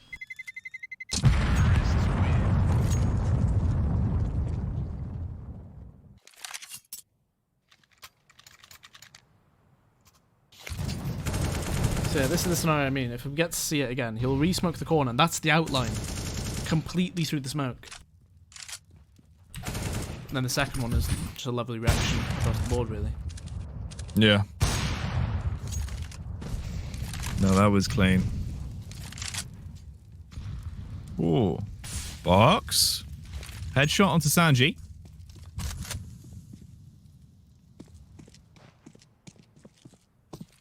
Already one man down into the round. Let's see if it's just going to be a fast ball play. As the VP killer bees are on the swarm. Making their move out towards middle.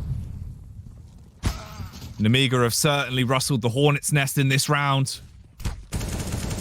It seems like they're keeping their composure. They're keeping it clean on the frags. It's only a trade that comes in towards the B site. Sure, they opened it up.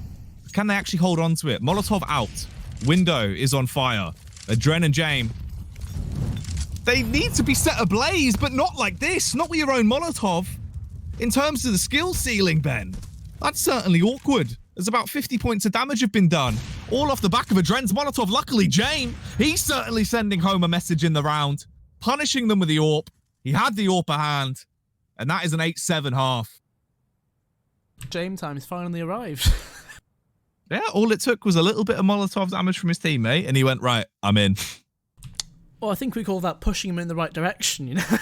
Just giving him a nice little push. He needed just to be told, come on, go on, make the kills, come on. And there we go. We see him get a nice 3k.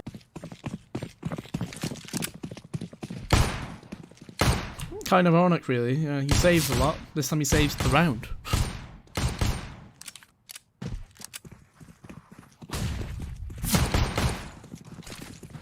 They're taking long control. Sprinting their way up. Flashbang's coming back over. James just goes through the smoke. Not quite the smoke criminal. Oh, just a smoke prisoner as he's been arrested by that play. Sanji up on top of the bomb site, certainly hitting heads though as he connects another one. Coming through onto Speedic, leaving it into a 3 versus 2. A bit of a struggle towards the car. But they do give Box a bit of a tuning. And MDS runs away, actually gets back onto short. So he's in a bit of a better angle to work with here. 2 USPs versus his Glock, though, so he doesn't really have the range advantage to play with. And there's the headshot in the end. I think there was quite a few people on the struggle bus during that pistol. I'll be honest. Yeah, a little bit. There's a lot of whiffed shots coming through. So a pause as well coming through. That's actually a tactical. We can see the timer at the top ticking down. Wondering what that will actually be for, though, because you've only lost a pistol. It's not exactly like a crazy one. You need to talk things over. I wonder, though.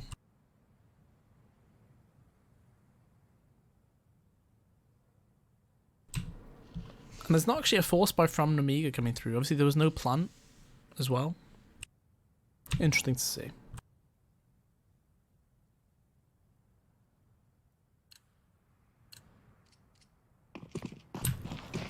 So Box has the flashbang. So one flashbang usually assume, in my mind, flashing his team out mid to B. But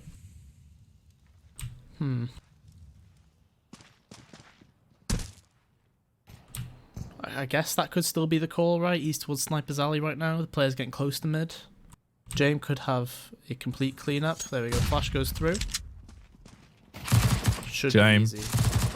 Yeah, expects the push to come towards him as they're trying to give it to him raw, no trivia. But the response is pretty good. They do at least take down 2 guns. Obviously, they don't really have much of an investment going into this, so any economic damage is the best possible outcome for Nemiga. Lollipop was sure to make noise as he stormed through tunnels to try and sell the idea that he's going towards B, but he rotates Ben. He's using that timing to lap back around and head over towards the A site. Sanji, if he actually stays like this on short, his back's exposed for quite some time. Luckily, he moves up, repositions, calls it quits there. Is there anything else for Lollipop into this round? I can't imagine there's too much, right? Back against the wall here. The 2 kills were great because they did lower the amount of money actually earned by those MP9s. But he's going to be walking towards the majority of the VP players here. Sanji and Kicker, both here with FAMASs. Should be just a matter of time. Ooh. All right, a little bit of a panic, but in the end, he eventually composes himself and gets the kill. It's like the role reversal of the Mirage game, but obviously just with the sides reverse now. Yeah, I can agree with that. VP now taking a lead. First time since that initial, first 5 rounds or so? Mm-hmm. They had, at one point it was a 4-1 lead, of course.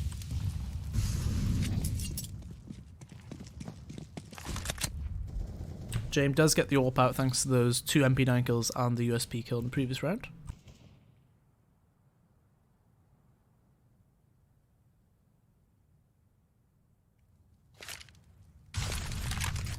All right, round 18. 5 AKs. All the rifles are out on parade for Nemiga. So let's see if this will give them any additional benefits into the round. Trying to be able to go for a bit of a faster pace on the side take. Do you have smokes as well? They're setting up that utility now as they'll chuck them out. Bit of a fake towards long from Lollipop. So he wants to try and keep them honed in, focusing on the angle, but James doesn't fall for it. James actually peels back, going towards Car. So they've got a good setup towards this A tight. It's a fast adjustment that's come around. Sanji's actually just pushing straight in, Ben, trying to make himself famous with the famous, but instead, he falls, goes down, leaving it on Q-Cut from ramp. He's been beheaded as his block's been knocked off. James, still scared about the idea of Lollipop coming up long, but no one's there. No one's going to be greeting him. And overall, the round's probably done at this point. Unless something outrageous could happen. They've delayed planting the bomb until the last possible second, getting it into a bit of a better spot. But James backs off. And that's got to be it. Yeah, that should be it from here. The flash that was thrown for Kick to actually peek, I believe it was from James, blinded absolutely nobody, if I'm perfectly honest. He swung up the A ramp right there. And, you know, none of the T's were blinded, nothing. So he was just like, well, I trusted that flash. Unfortunately, nothing comes from it. So they can... Ooh, I mean, you can buy into this. It won't be very pretty, but you can definitely try. I wouldn't be surprised if we saw Dren dropping the AK to Yakindar perhaps, and then going MP9 himself or Famas. In fact, he drops him an M4 straight up, so not really wanting the utility too much.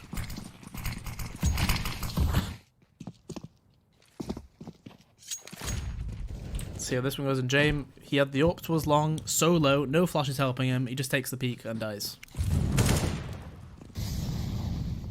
Not too sure about that. I feel like that happens far too often on the VP side of things. A lot of just solo peaks by an AWPer with nobody supporting.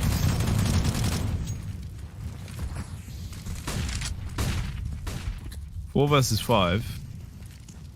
Yakindar and co rotate back through. The HEs are rolling out. Oh, they were ready for the jump spot from box. So they're able to land a beautiful uppercut onto him.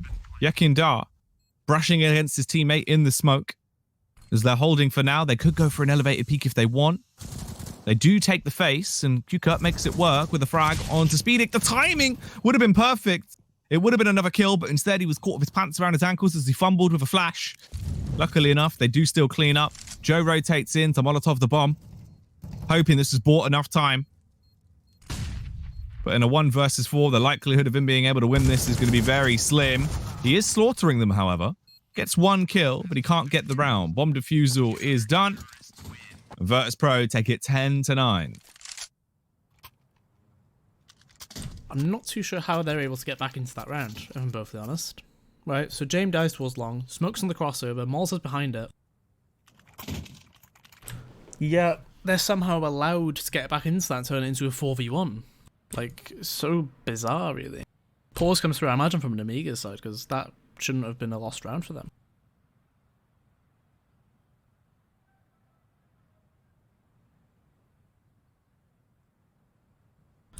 So VP 10-9 ahead still. Not many top performers really. I mean, we've got Kicker on 16 kills, Speeduck on the other side 16 as well. Nobody's like head and shoulders above, I guess. Best way of putting it.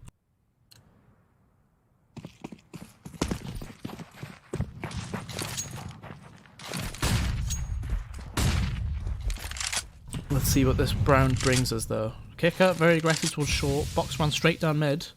Could be contact here, but Kicker falls back.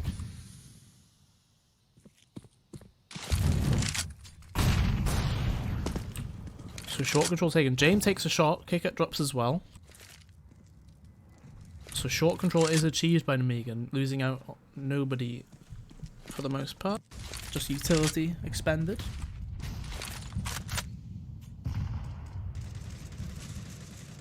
Nades are being thrown around. Positions being switched up. James, as he rotates back around. Sat, watching towards short, expecting the push to come in.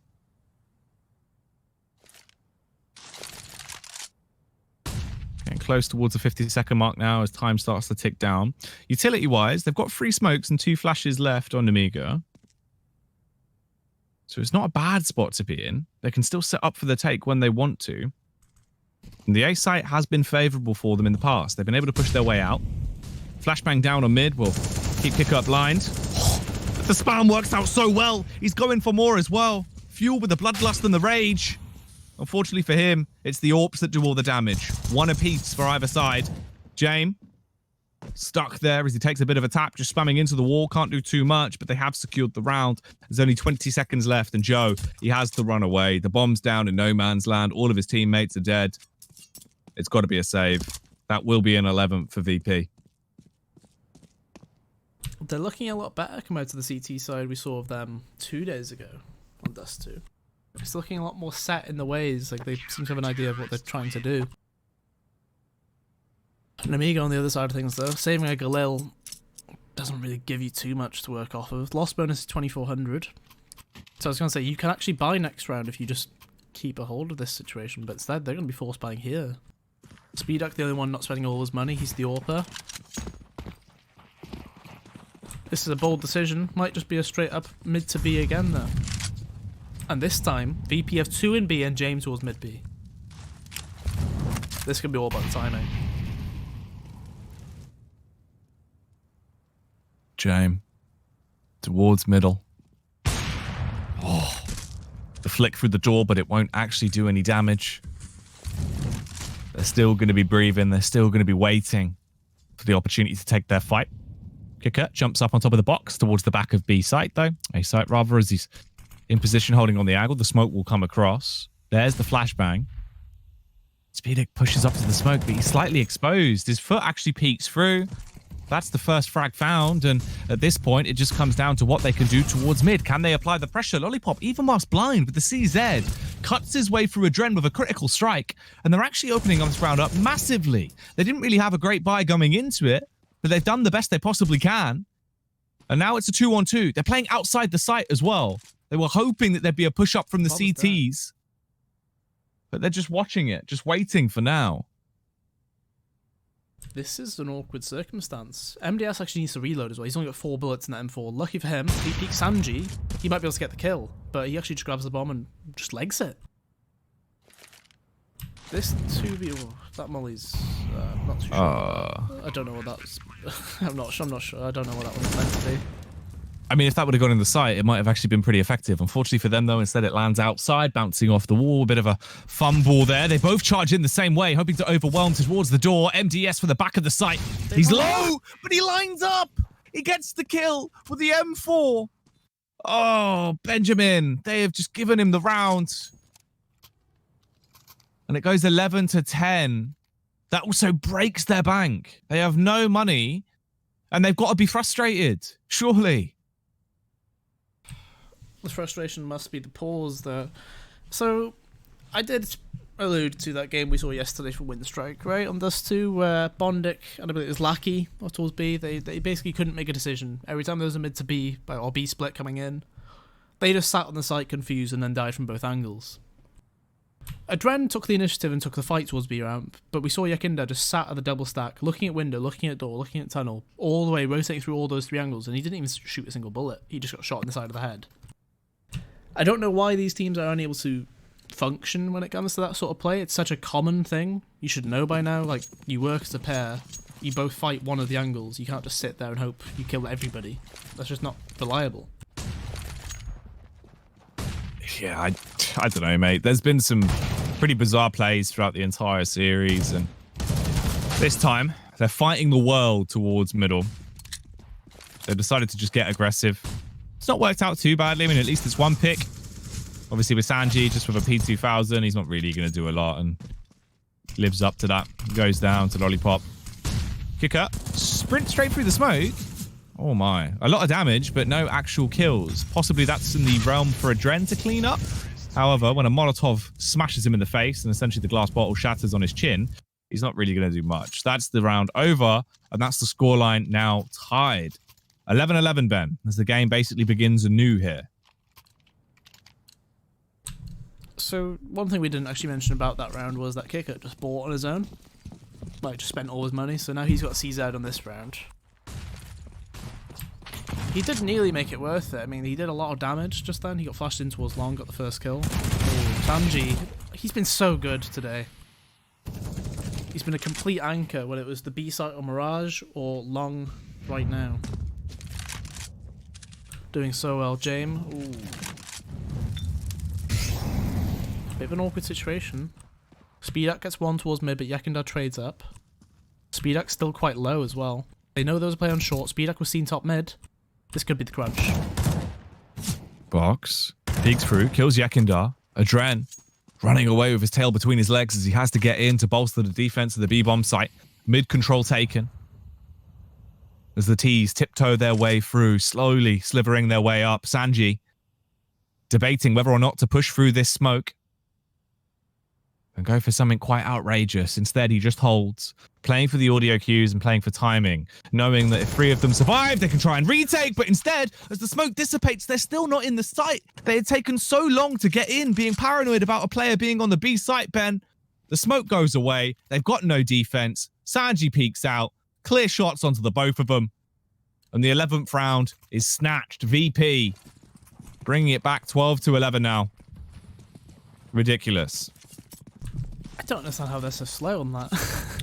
You got to speed it up, man. Ooh, good nade. AWP has been seen as well. Yakunda being a bit hasty with this one. Smoke is a good use though. And unfortunately, the smoke, I'm going to guess there was a tiny little gap on the side of it. Because it wasn't actually shown as a kill through smoke on the radar, on the kill feed, was it? Must have been a gap.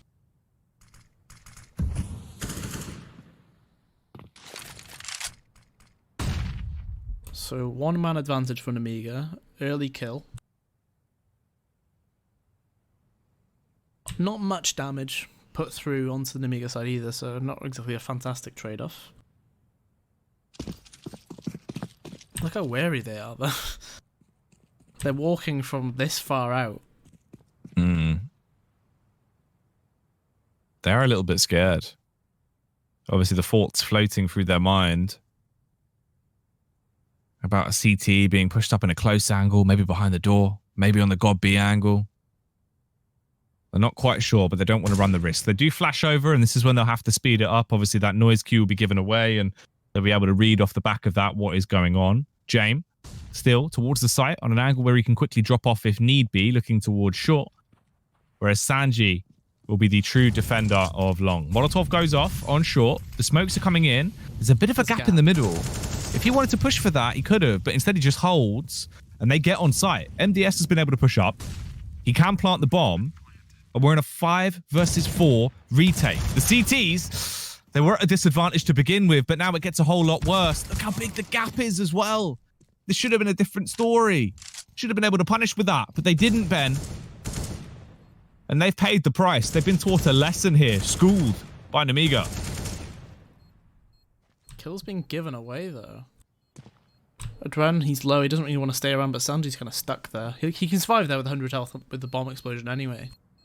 But if he tries to exit towards mid, he does fall. Box is waiting for it. Box is on Adren as well, and Sanji exits. He gets the ult back. This is that was a very nice shot. Quite turbulent in terms of the economy, isn't it? Many back and forths. A replay from the round before last, where Sanji got those 2 kills at long, and then also the 2 kills towards CT. Yeah. I mean, it's not surprising. We said at the start of the day, obviously at the very top of the show, that essentially this was going to be one hell of a scrappy series, be back and forth the whole way through. I was never going to be surprised if we saw it go the full 30 rounds, and we had double OT on the first map, so it's not too outrageous. I mean, the one important thing to keep in mind, though, for anyone watching at home, of course, is the fact the VP are already 1 map up, so Nemiga keeping it close means a whole lot more for them throughout the course of the tournament, as this is our winners matchup. At this point, then, 1 minute and 10 seconds left on the clock. Gen.G throws out an early Molotov towards short, believing that there's going to be an incoming attack from all these T's, as they're setting themselves up for it, Ben. They do have smokes. They've got utility. An MP9 and a Deagle are the only weapons they have to try and hold this push back, though. Luckily, Q-Cut rotates in, and Gen.G with the MP9 is making a mockery out of them, truly making them feel foolish as he hits them with the MP9 swing and leaves it in a 4 versus 2 after Joe gets beheaded by Yakundar's Deagle. Big kills finding Sanji. Saves Yakunda this time as well. Nice bit of teamwork between the 2 of them. Yakunda doubles up, and he gets the 3rd as well. Sanji with the opener, ultimately there. Thanks to Yakunda's smoke that gave him a bit of a cheeky one-way. So you can see the replay from Yakunda's point of view. Gets that first kill on the 2nd. But look at the money on the Nemiga side of things. We've got 2 hero AKs coming in very late there. Deagles surround it. It's very rare you see this T side, the ones that actually lose the battle of attrition like this.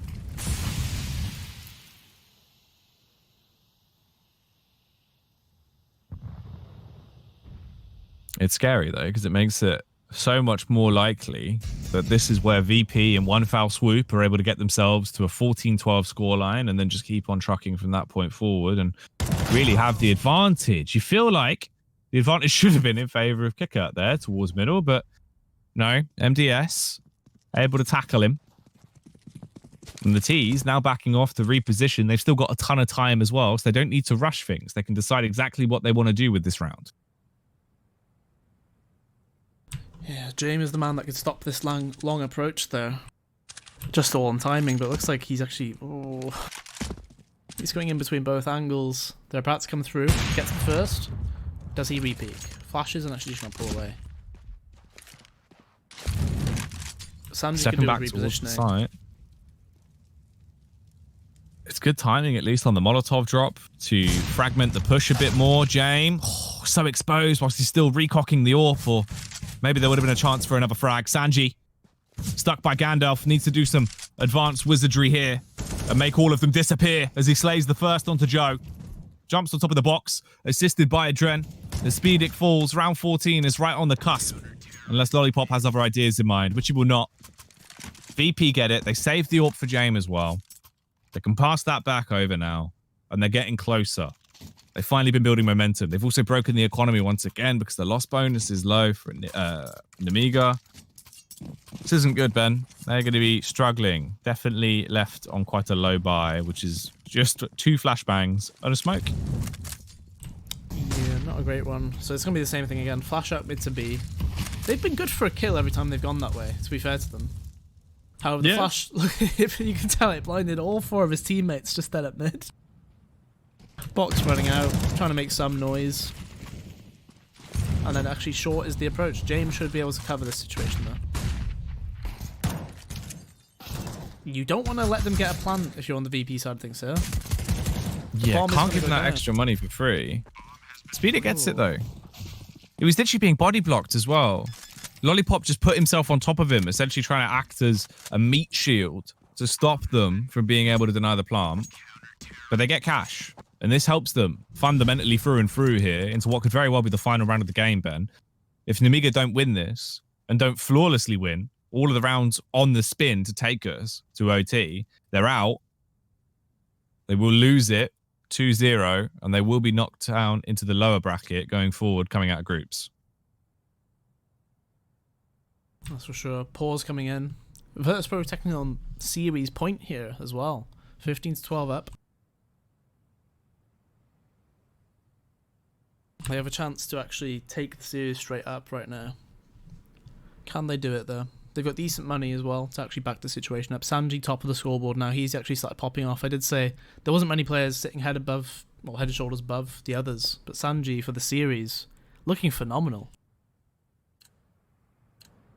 He's on what, 68 kills now for the 2 maps? Just about holding that 1 kill a round mark. Oh, this is a quick short push. Kicker gets contact and a kill. Oh my goodness, that Molotov. Bizarre. I mean, at least they've got the opening frag, and Kicker plays anti-flash, but the timing! MDS! He was still able to turn away from it. Shroud his vision. Defend his eyes. But he can't defend the game for Nemiga. He goes down. Lollipop as well, with the HE rolling in behind him. He's trapped. He gets out from behind the door, gets the drop on 2 of them, and he's going to be hungering for even more now. Flashbang towards long, assisted with his teammate. The mass rotation coming around as Joe has to migrate all the way from T-spawn to long and link up with the rest of them. It's a 3-on-3 to decide whether or not this is VP closing down the game or Nemiga keeping themselves alive for at least another round. 50 seconds on the clock as time starts to tick down. Look how terrified they are as well, Ben, about the idea of any of these seeds pushing up and playing an aggressive angle towards middle. Yekindar, he might be a bit too deep. He's looking towards lower. The timing as he twists and turns. I don't know how he's been able to get that flick off to actually find a kill. Adren in the meantime towards middle has caused a massacre. It goes 16-12. VP, no need for overtime on Dust 2. They will win the game. And that is a 2-0 in the series. They win Mirage. They win D2. And they are moving on. They are the winner of the Group B winners match. Yeah, that actually gives them a spot in the playoffs straight up as well. So they'll be the second team confirmed into our playoff scenario alongside Forza. So on each side of the bracket, we can actually put Forza in on the upper side, VP on the lower side of it. But next up, we do have the losers match from Group B as well. So Nemiga, unfortunately falling short there. Right? There's probably an alternate timeline where they win out Mirage and they carry the momentum through to Dust 2, right? And they potentially take that. But not today. Not today. No, it just wasn't meant to be. Unfortunate. Who knows what would have happened? But this is the timeline we're living in. This is the cards we have been dealt. So I suppose